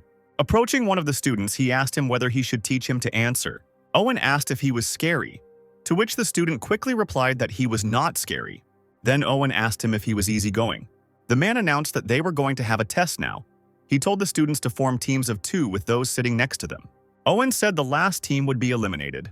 The students began to talk quietly, not expecting that they would be expelled so easily. Some began to suggest that this was all just to scare them. Owen walked up to the board and began writing the test assignment on it. A few minutes later, a task in the form of a spell appeared on the board. The man said that they were given 20 minutes for everything. From that moment on, they had to solve the problem on the sheets of paper that were in front of them. Those who cannot solve it within this time and those who pass it last will be excluded. A tense silence fell over the audience again. Owen shouted that the exam had already started. The guys actively got to work. Owen exclaimed that even monkeys could handle 2-star spells if they tried. Lynn glanced at Krista, who began to search for a solution, muttering under her breath. The girl told the guy to help her and make the basic formula using matrices, and then find the answer using the cubic function. Hearing about the matrices, Lynn asked her if she was the one who suffered unnecessarily. In response, Krista screamed that he stopped talking and started doing something. Krista's mind was filled with memories of everyone saying that the Varden family was already finished. And all because the eldest and youngest daughters were so disorganized. Krista was given the responsibility, believing that she would definitely be able to restore their family. Krista stubbornly scribbled her pen on the paper, muttering under her breath that she had to become the best at everything. Lynn looked at the girl and thought about the heavy burden she had to bear. Krista asked him irritably why he was looking at her like that. Had he already found the answer from the function? Lynn handed them a piece of paper with the function written on it, and Krista happily said that all that was left was to decide. But suddenly a strong wind blew, and the girl irritably asked why this was happening right now. Lynn extended his hand, using a spell to stop the interfering wind, and then all the sheets of paper with the solution were torn to shreds. Krista jumped up and screamed in panic. Owen told her to be quiet, and he asked if they couldn't do anything without making noise. After apologizing, Krista sat back down and said in a weak voice that she would have to start all over again. Lynn, noticing something was wrong, activated Bell Sidious. Near the torn sheets, he noticed a stream of magic. Following this stream, Lynn noticed that it was coming from one person, who turned out to be Hubert. The boy thought that the 8 main schools were just playing childish pranks. The Rohirrim school is the school of wind. Their secret art has no sound or color, meaning the magic used is wind manipulation. Lynn was pulled out of his thoughts by Krista's scream. telling him to give her his paper. She told him to rewrite it quickly. Unable to bear it any longer, the girl quickly took the piece of paper from him, asking him what he was doing. She began to write nervously, thinking that there were 8 minutes left, and she already had the solution process in her head. But then Lin snatched the paper from her hand. Before the girl could ask anything, the guy told her that they wouldn't be able to finish on time using this method. Krista asked him how he could know if he hadn't tried it, to which he replied that she wouldn't understand anyway. The girl looked at the guy with irritation, almost cursing. Lin told her that the task was doable. It was just that the solution was too difficult for her. And right after that, the guy started to quickly write another solution. After some time, the solution was already completed. Lin told Krista that she couldn't be a mage if she burned out so easily. He told her to remember that a strong magician must remain calm at all times. And he himself remembered that in the world where he lived, even 8 minutes was not enough. We had to fight fiercely with the enemies, winning every second. The price for a few seconds of delay was not just exclusion, but death. He thought sadly of all the lost people who had died because of his delay. Lin told Krista that this time he would take the lead, and that she just needed to help. He told her not to delay them. Hubert and his partner had already finished the entire task and got up from their desks and went to the professor. Hubert handed Owen the solution sheet and asked him to evaluate it. Owen took the paper and placed it on the table. He raised his hand over it, which glowed with a bright blue light. The spell on the piece of paper activated and it rose into the air, releasing steam. Owen, with the same stone face, noted that all the runes were working fine. Considering that she had done it before everyone else, that was not bad. Hubert smiled and his partner relaxed. But then the man told them not to be so confident because it was not good. Sitting down at his desk, Owen told them that the problem would only take 2 minutes to solve, and so he gave them only a C. Bowing slightly, Hubert said that he couldn't accept it. He said that he had solved it first and his formula was perfect, so why such a low score? He asked what the reason was, to which Owen sternly told him to stop fooling around. Looking at the boy with a piercing gaze, the man told him that he knew better why he had a C. Hubert's partner asked the professor what it meant, and Lin appeared behind her. Lin asked the girl to step aside. Other students began to whisper that their answer sheets had also been torn up earlier. The students were surprised that they had already finished. Hubert looked at them in amazement. Lin handed the paper with the solution to the professor and asked him to evaluate it too. Smiling slightly, Owen exclaimed that they were already finished, and he was delighted to expel these newcomers from the magical family. Lin said that if someone can't use magic just because the wind blows, they can't call themselves a mage, and Krista handed over a piece of paper. Snatching the paper from the girl's hands, Owen told the boy that he liked his spirit, but it couldn't compare even to his mother's wart. Looking at the solution, the processor noticed that the magic circle was different from what he had proposed. Lin said that one magic circle is shaped like a fan and the other is drawn as a circle. The professor asked him why he changed it, to which the guy answered him that the rune J works well with water attribute magic. Based on this, he simplified the formula for this rune to work. Lin said that if the rune requirement could be solved with a first-order equation, the activation time would be accelerated, to which the professor remarked that I was reminded of this in high school classes, and he knew it very well. Lin and Owen continued to talk about it, which was starting to give Krista a headache. Lin said that one cannot say that one is using magic correctly until one has fully mastered the runes. So, with that in mind, he changed the shape of the magic circle. Owen thought about how he was trying to shorten the activation time based on his understanding of the runes, and he said that was a smart answer. But whether it would activate properly was another story. Lin didn't deny it, but simply nodded.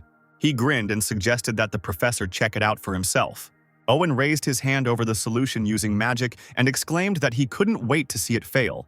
Krista tensed up, and the professor continued, saying that if he made a magic circle with a double attribute, the math to solve it would become several times more difficult. The paper began to glow with bright colors, and the man said that they would see if it was skill or just a trick. To Owen's surprise, the spell began to work and the flash of light became even brighter. Streams of wind began to spread from the leaf, rushing towards the ceiling. Streams of wind gathered above the heads of those present and came together in a bright flash of light.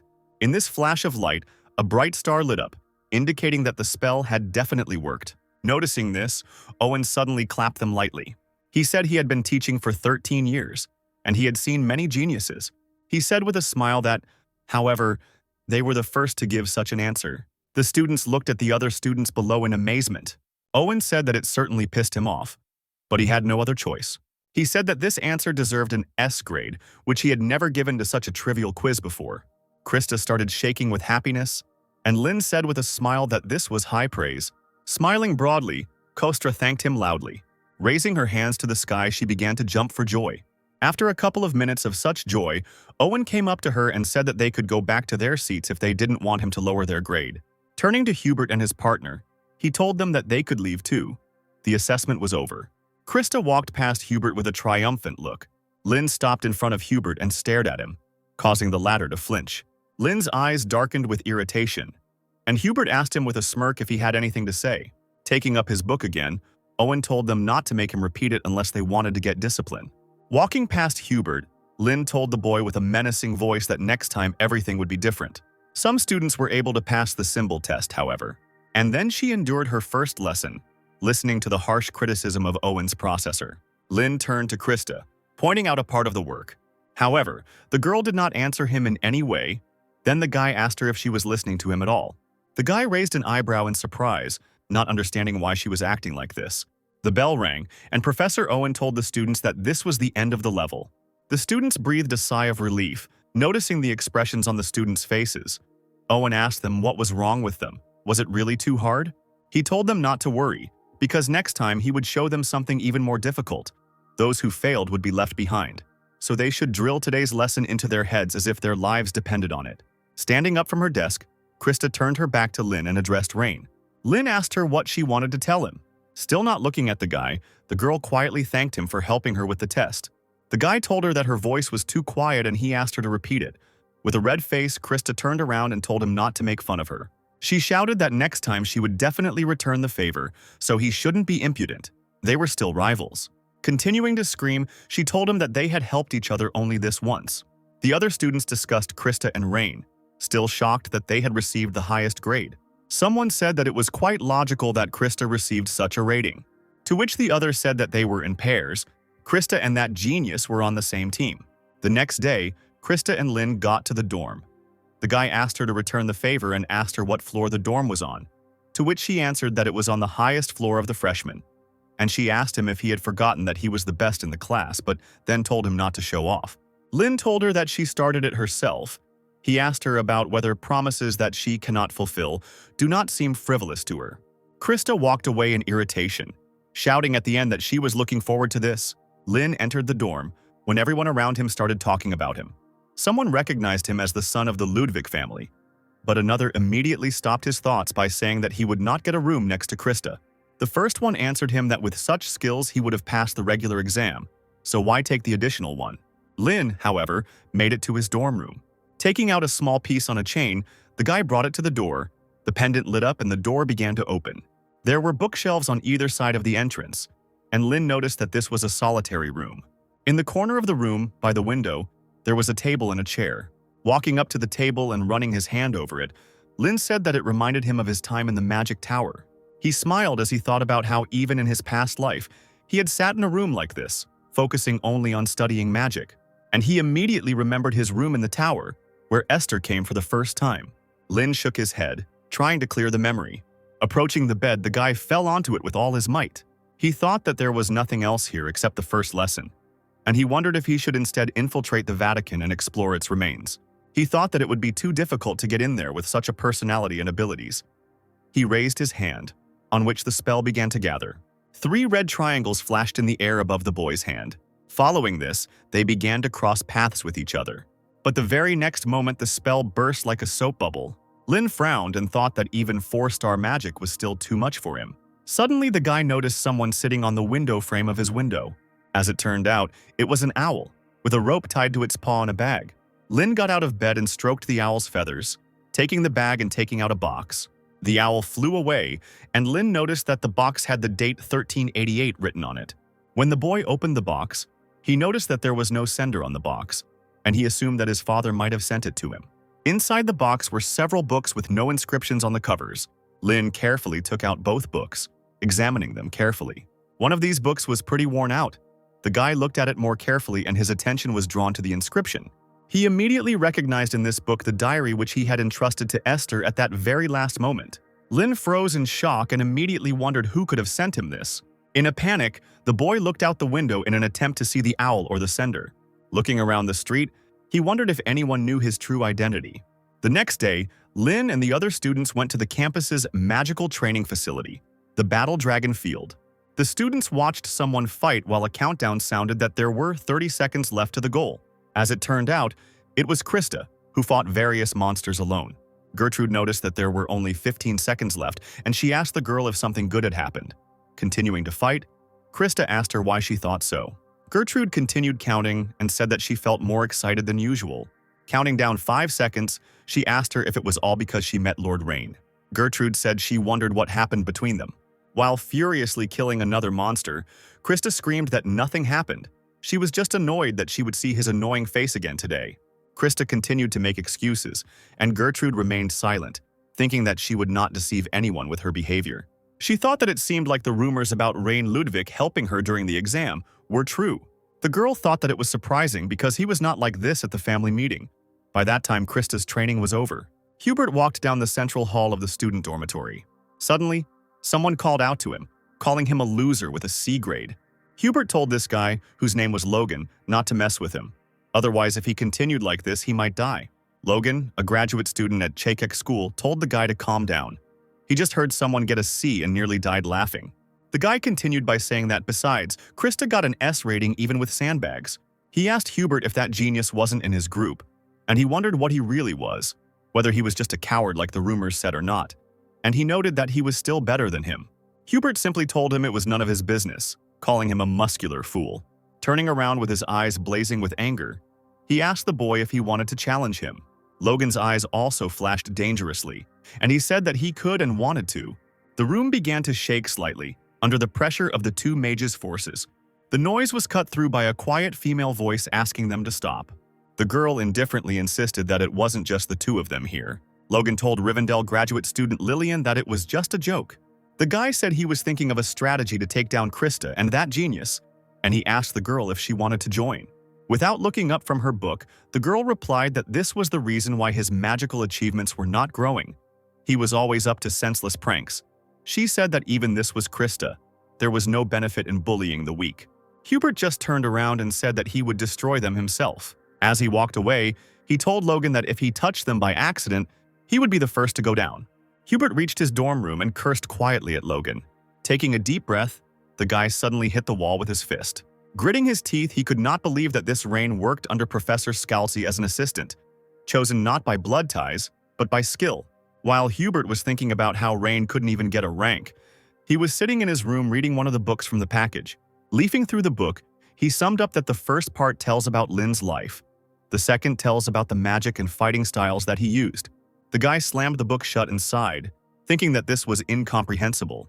He wondered if anyone knew his identity, and even if they did, why they hadn't gotten in touch. Looking at his watch, Lin began to get out of bed to turn off the light before the duty officer arrived. As he approached the switch, his gaze caught on his diary. Thinking of Esther again, Lin couldn't help but pick up the diary. He leafed through it, and suddenly a blue butterfly flew out of the diary. Noticing this, the guy immediately threw the book aside and jumped back. Looking closer, he noticed that it was Rudian, whom he had created in his past life. He frowned as he thought about how this one was twice as big and much darker than before. He thought that even if it was him, how could he have survived for 300 years with whose magical power he managed to do this, and most importantly, for what purpose? The memory of his friends flashed before Lin's eyes again, and Rudian sat on his finger before the boy could react. Rudian informed Lin that his progress in researching the unique magic could be continued, with progress at 37%. And then a whole wall of text flew out of Rudian. After briefly glancing at the text, Lin immediately realized that this was all the things he had researched in his past life to reach the level of a sage. He immediately noticed that all 12 original runes that he had tested in real battles 300 years ago were there. He thought they had all failed, but they made up 37%. He immediately thought that there was no way that a 4-star magician like Rudian would be checking the progress of a 6-star magician. But then he smiled and thought that if this was all true, it meant that he had not made a mistake in his path. The butterfly flew from his hands, and he thought happily that if he continued in the same spirit, he would definitely be able to reach the truth. Lin sat down on the bed, completely oblivious to everything around him, and began to read his research. This sudden hope made him completely forget about the sender of the books. This information disappeared from his head in the blink of an eye. The next day, Lin got up and started getting dressed. Having dressed, He went to the door intending to continue his research again after 300 years. On the way to his destination, he was reading one of the books sent and noticed that it was raining. He noted that unlike the north, where it gets cool during rain, the southern regions remain warm even during rain due to the influence of the Badantio mountain range. The guy went out into the rain and, humming a song, walked on. Lin reached the place and asked about where he could freely practice magic. The girl at the answering machine said that Battlefield was perfect for him, and she asked him why he was wet. According to the head of the dormitory, Battlefield is a place to train powerful magic with a wide range, surrounded by high-level fire magic to prevent and restore damage. Grievances can mindlessly cast spells without caring about the surrounding environment. The headman pointed to the ring and told the boy to use it to enter. Lin followed her instructions and used the ring, and the walls of fire immediately parted to the sides. A voice came out greeting the student Rein Ludwig and informed him that there were currently 30 rooms available. The headman told him to feel free to use them all. Lin walked inside and took the farthest room, room 15. He told the system to give him a stronger target, and half the room lit up with bright light. A green one-eyed monster immediately appeared from the circle of light on the floor. Looking at the monster, Lin noticed that it was at the level of 2-star magic. The boy opened his book, choosing a spell he wanted to try. Closing the book, he decided to start with the rune U, which gives molecules the property of wriggling, thanks to which the flame, if engraved on fire magic, can burn for a long time. Lin decided to get down to business, and a triangular magic circle began to glow above his hand. On this magic circle, he found the rune U. However, the spell did not work, but simply dissolved into thin air. Frowning and putting all his strength into it, the boy noticed that the magic of 1 star was not suitable for this spell. He put his hand forward and 2 magical triangular circles began to shine in front of him. Vigorously waving his other hand, Lin began to engrave the rune again. Triangles with runes quickly rotated in the air. Slamming his fist into his palm, Lin caused the spell to explode. But it didn't end there. The fire turned into small flames that surrounded the monster. Lin watched intently as the lights surrounded the monster.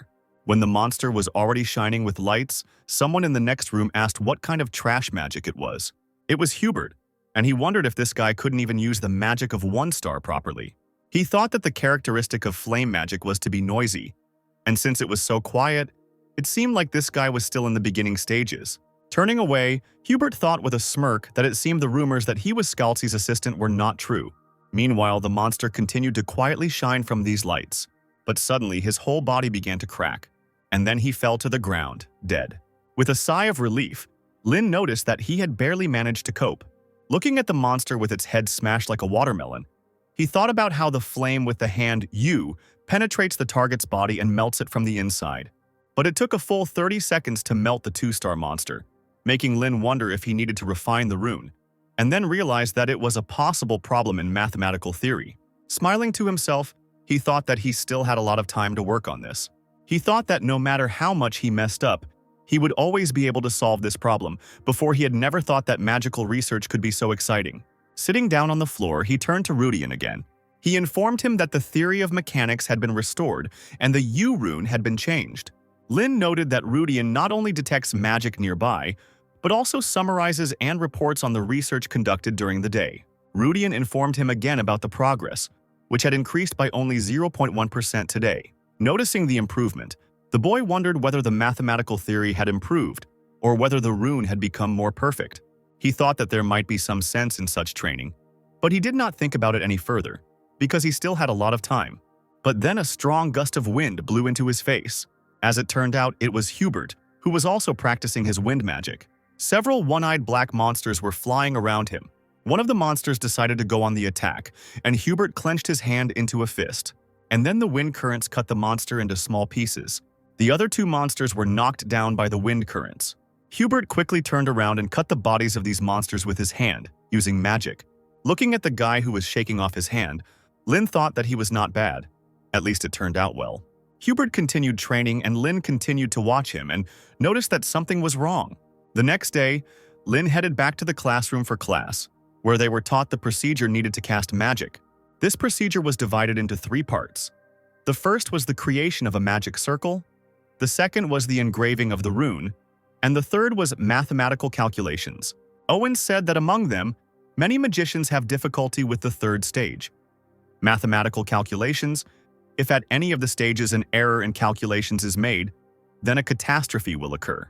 He said that in order to prevent them from turning to coal or shattering into pieces, the magician Lin created a mathematical formula known as the Lin discriminant.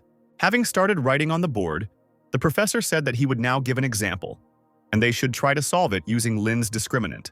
Taking out his pocket watch, the man said that it might be too much for them, so he would give them 10 minutes, and he said that this formula was made to be very easy even for dummies like them. The time began, and all the students held hands. Lin wondered who had passed on this formula. Thinking about his friends, he remembered that they didn't even know this formula. They barely knew how to add and subtract, so they couldn't learn it. But, delving into his memories, he thought that there was one person who could remember her. One person came to his mind, that annoying child who had proclaimed himself his disciple and stubbornly followed him around. This child was a man named Tarina. Lin wondered if he had passed it off as his idea, but then he thought that couldn't be true, since it had been 300 years ago. A touch on his shoulder pulled him out of his thoughts. Looking at Krista, he told her to let him see it if she didn't understand something, to which he responded that it was nonsense because she was a great genius. Noticing that Krista was talking, Owen gave her a non-stern look and the girl quickly apologized. The guy asked her what she wanted to ask then. Without answering, Krista handed him the box. When the guy asked what it was, she quietly said that it was cookies. Lin looked at the girl in surprise, and she said that she had stolen it because she had a little time left after her magic training. She pointed out irritably that she still owed him. Lin lazily thanked her and began to open the box. When he opened it, he didn't see any cookies, but only some coals. The girl continued to chat enthusiastically, and Lin froze in silence. Rubbing the bridge of his nose with his fingers, he wearily wondered if it was really a cookie. Still, he decided to ask again. When he received an affirmative answer, he asked her if she used mud instead of flour, to which she exclaimed that they were real. Enraged, Krista began to yell at him, but something else caught Lin's attention. He heard one of the students exclaim that he couldn't believe it had been that easy all this time. He said that Lin really was a genius, and Krista had stolen Owen's chalk. The students continued to praise Lin, saying that he was simply a god, or that he was an angel sent by God, which made Lin himself feel embarrassed. The disciples continued to talk about this. Someone said that he could be the reincarnation of a great sage, but not a god or an angel.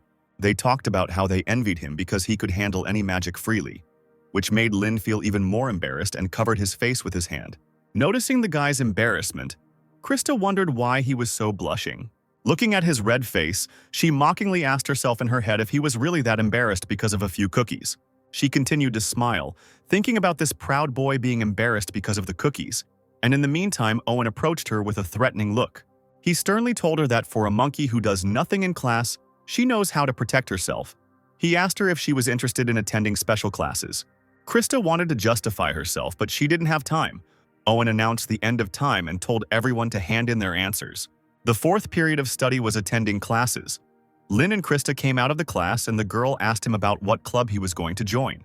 Krista, without waiting for an answer, said that she would definitely join the Magic Volleyball Club because the descendants of the Magic family are obliged to maintain dignity while playing volleyball. Lin asked her again without interest. He asked her about the connection between volleyball and dignity. Krista didn't know what to answer, and so she started screaming, asking him why he was asking her something just to cut her off.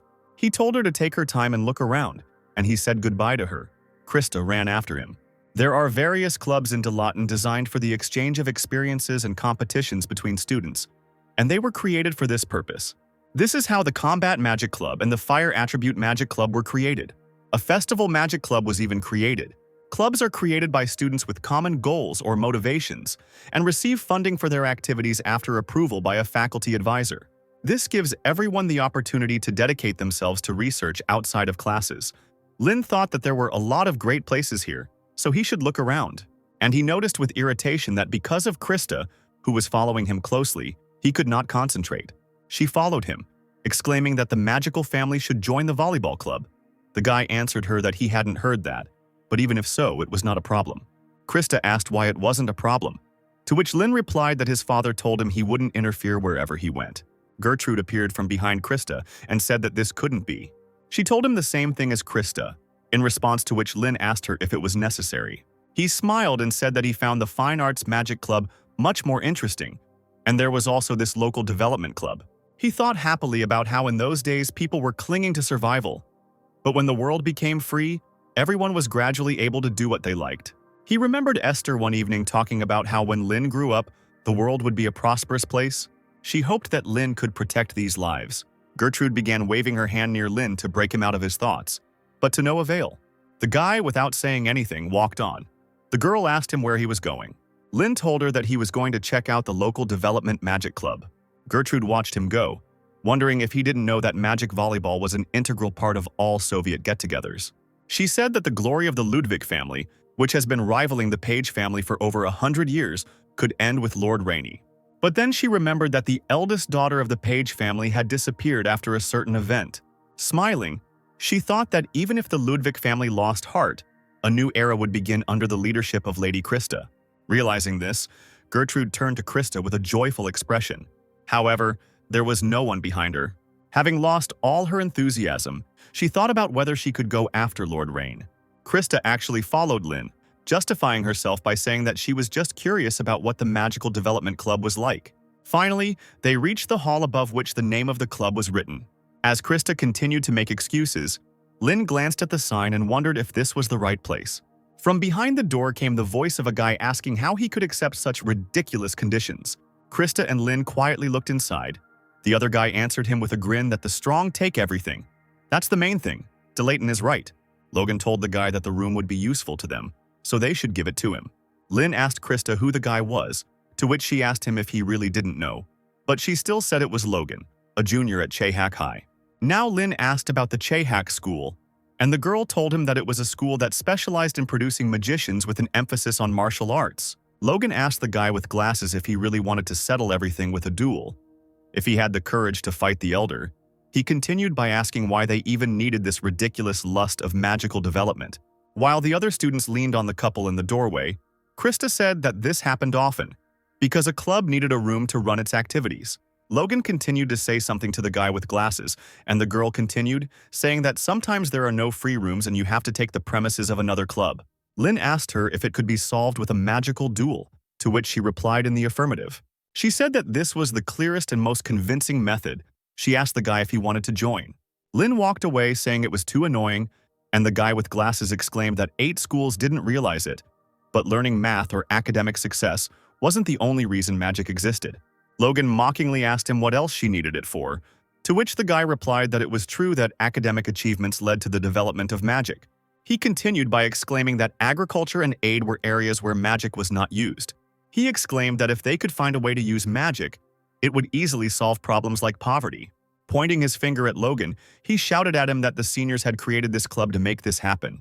He shouted that he thinks about people who are having a hard time every day, and therefore he absolutely cannot give up this club. Logan just laughed, saying that if it were possible, the archmages and sages would have done it already. Suddenly, he came closer and grabbed the guy with glasses by the collar. Lifting him off the floor, he said that he couldn't even hold the club against a rookie, so it was all useless. He mockingly asked the guy if these seniors had produced any results. He asked if he really believed that such pathetic research, left behind by these insignificant people, could change the world. Logan told the guy that he didn't even dare fight with magic, so it should be nothing. And he asked why he wouldn't help the person in front of him rather than some stranger. Clinging to Logan's arm, the boy replied that he couldn't do that. Logan noticed that he couldn't open his eyes properly. He asked him if he had just woken up. He squeezed his collar tighter and told him to wake up quickly. Logan began to swing his arm to throw the guy, shouting that he would help him wake up now. But suddenly a flash of lightning flew into his hand, causing him to unclench his fist. The guy fell to the floor, entering the room. Lin asked Logan why he didn't have a magical duel with him.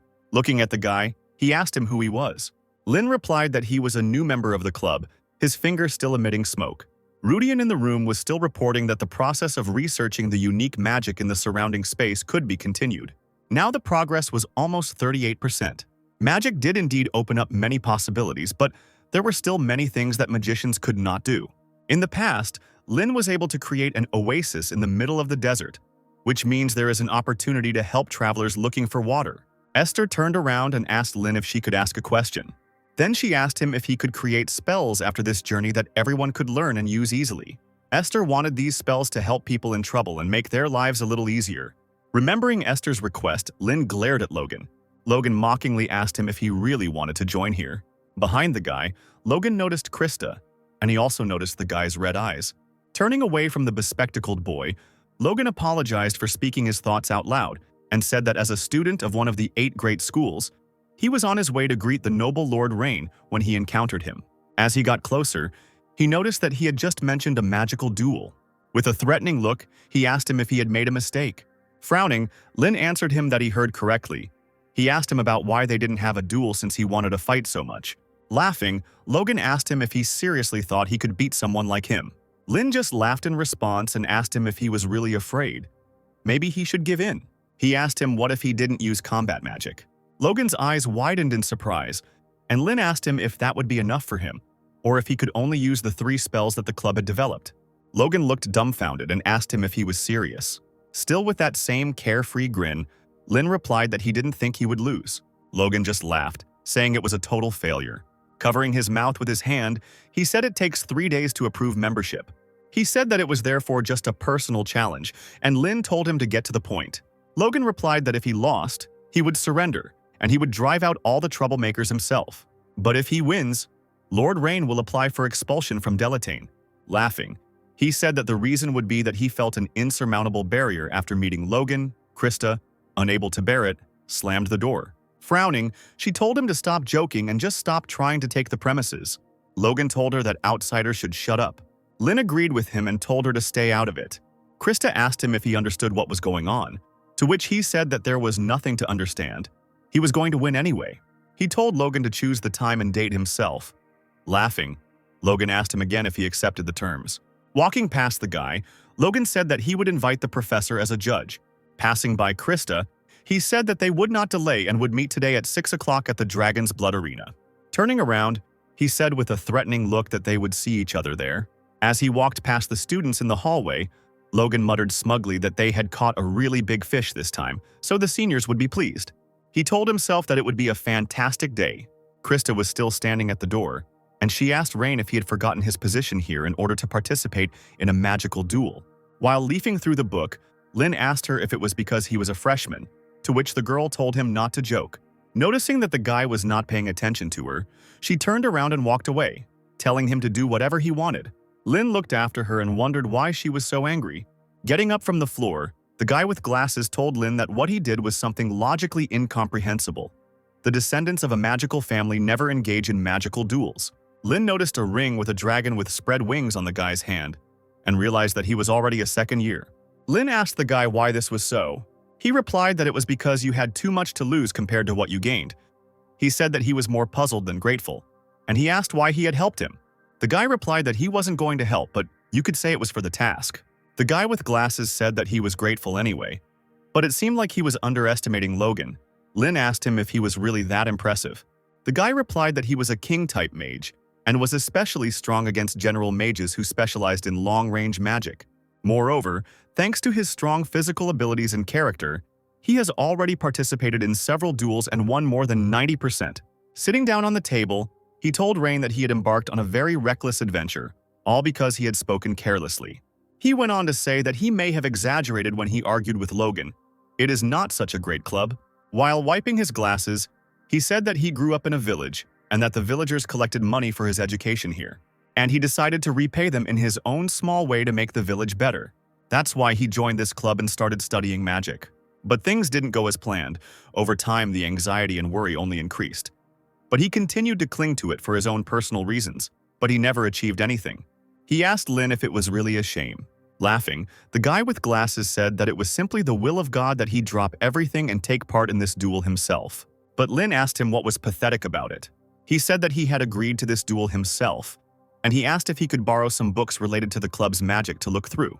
Taking the books, Lin walked away, saying that he would return them when the duel was over. The guy with glasses called out to him. Suddenly, Lin asked him if he knew why Archmage Lin started practicing magic. He himself answered by saying that he started it to survive, and everyone starts for personal reasons. Lin walked down the hallway to the sound of other students sniffing, wondering if the rumors had already spread. Catching glances at himself, he thought that this was more than expected. Suddenly, someone called him sharply, causing him to flinch. Turning around, he noticed his Aunt Elin, all sweaty, asking him how he was doing. Before Lin could respond, Elin ran up to him and punched him in the chin. Just recently, she received news that the genius of the Ludwig family was participating in a magical duel. Rubbing his cheek with her fist aggressively, She said that she must have misheard that he was starting a duel. But Lin told her honestly that it was true. Squeezing her nephew tighter, Elin said that her nephew had caused quite a stir, and for that she needed to drink some liquor. After letting the guy go, she told him that if Logan hit him, it would hurt several times more, and she asked him what he was even thinking. Looking at his aunt's back, Lin asked her if she was worried about him. Running up to him, she screamed, asking him if she really looked like a pathetic aunt who was worried and asking about someone like him. Tapping her finger on his chin, she said that he would only come to his senses after he got a good beating from Logan. Puffing with irritation, Elin walked away down the corridor. Rubbing his cheek, Lin apologized to his aunt and told her that he didn't know that wasn't allowed. But he assured her that it did not bring shame on their family. Elin replied that it was already connected, because of his thoughtless actions. In the worst case, it would end in expulsion. And then she said that everything was fine. She was still irritated by those who laughed at him as if he were a worthless offspring. She smiled and looked at the guy and told him to trample them properly when he left with victory, since he started it. She exclaimed that the name of the Ludwig family was on his shoulders, so he must do something that others could not even think of to rise to his level. Lin smirked, and Elin told him to teach them a lesson. At 6 o'clock in the arena, Lin and Logan met. The stands were filled with people. Lin thought that his aunt need not worry, since that had been his intention all along. Some students in the classes noticed others running somewhere. All the students came running to watch this duel. All eyes were on the worthless loser and jock from Chaycock. Professor Caroline asked Professor Owen who he supported. Logan from the same faction, or Rain, whose student was being sent. Owen replied that status, pedigree, or education meant nothing to him. He simply replied that he would support the one who was stronger. Judge Theon entered the arena and announced himself. He announced that this duel was officially sanctioned by the school. Therefore, the winner must fulfill the conditions of the winner set by the school. The judge told the challengers to step forward. Logan took a step forward, throwing his cloak off his shoulders and revealing his chest, hidden by bandages. Lin looked him over and asked him if he had prepared too much for the battle against the failed nobleman. Krista said that it would be difficult to defeat him. Gertrude secretly approached her and told her over her shoulder that she had come after all. Krista waved her hands and began to justify herself, saying that she didn't come here because she was worried, but just wanted to see how this guy would get beaten up. Gertrude gave her an understanding smile. Caroline thought that apprentice mages had very long casting times, so mages who could immediately engage in close combat were a threat.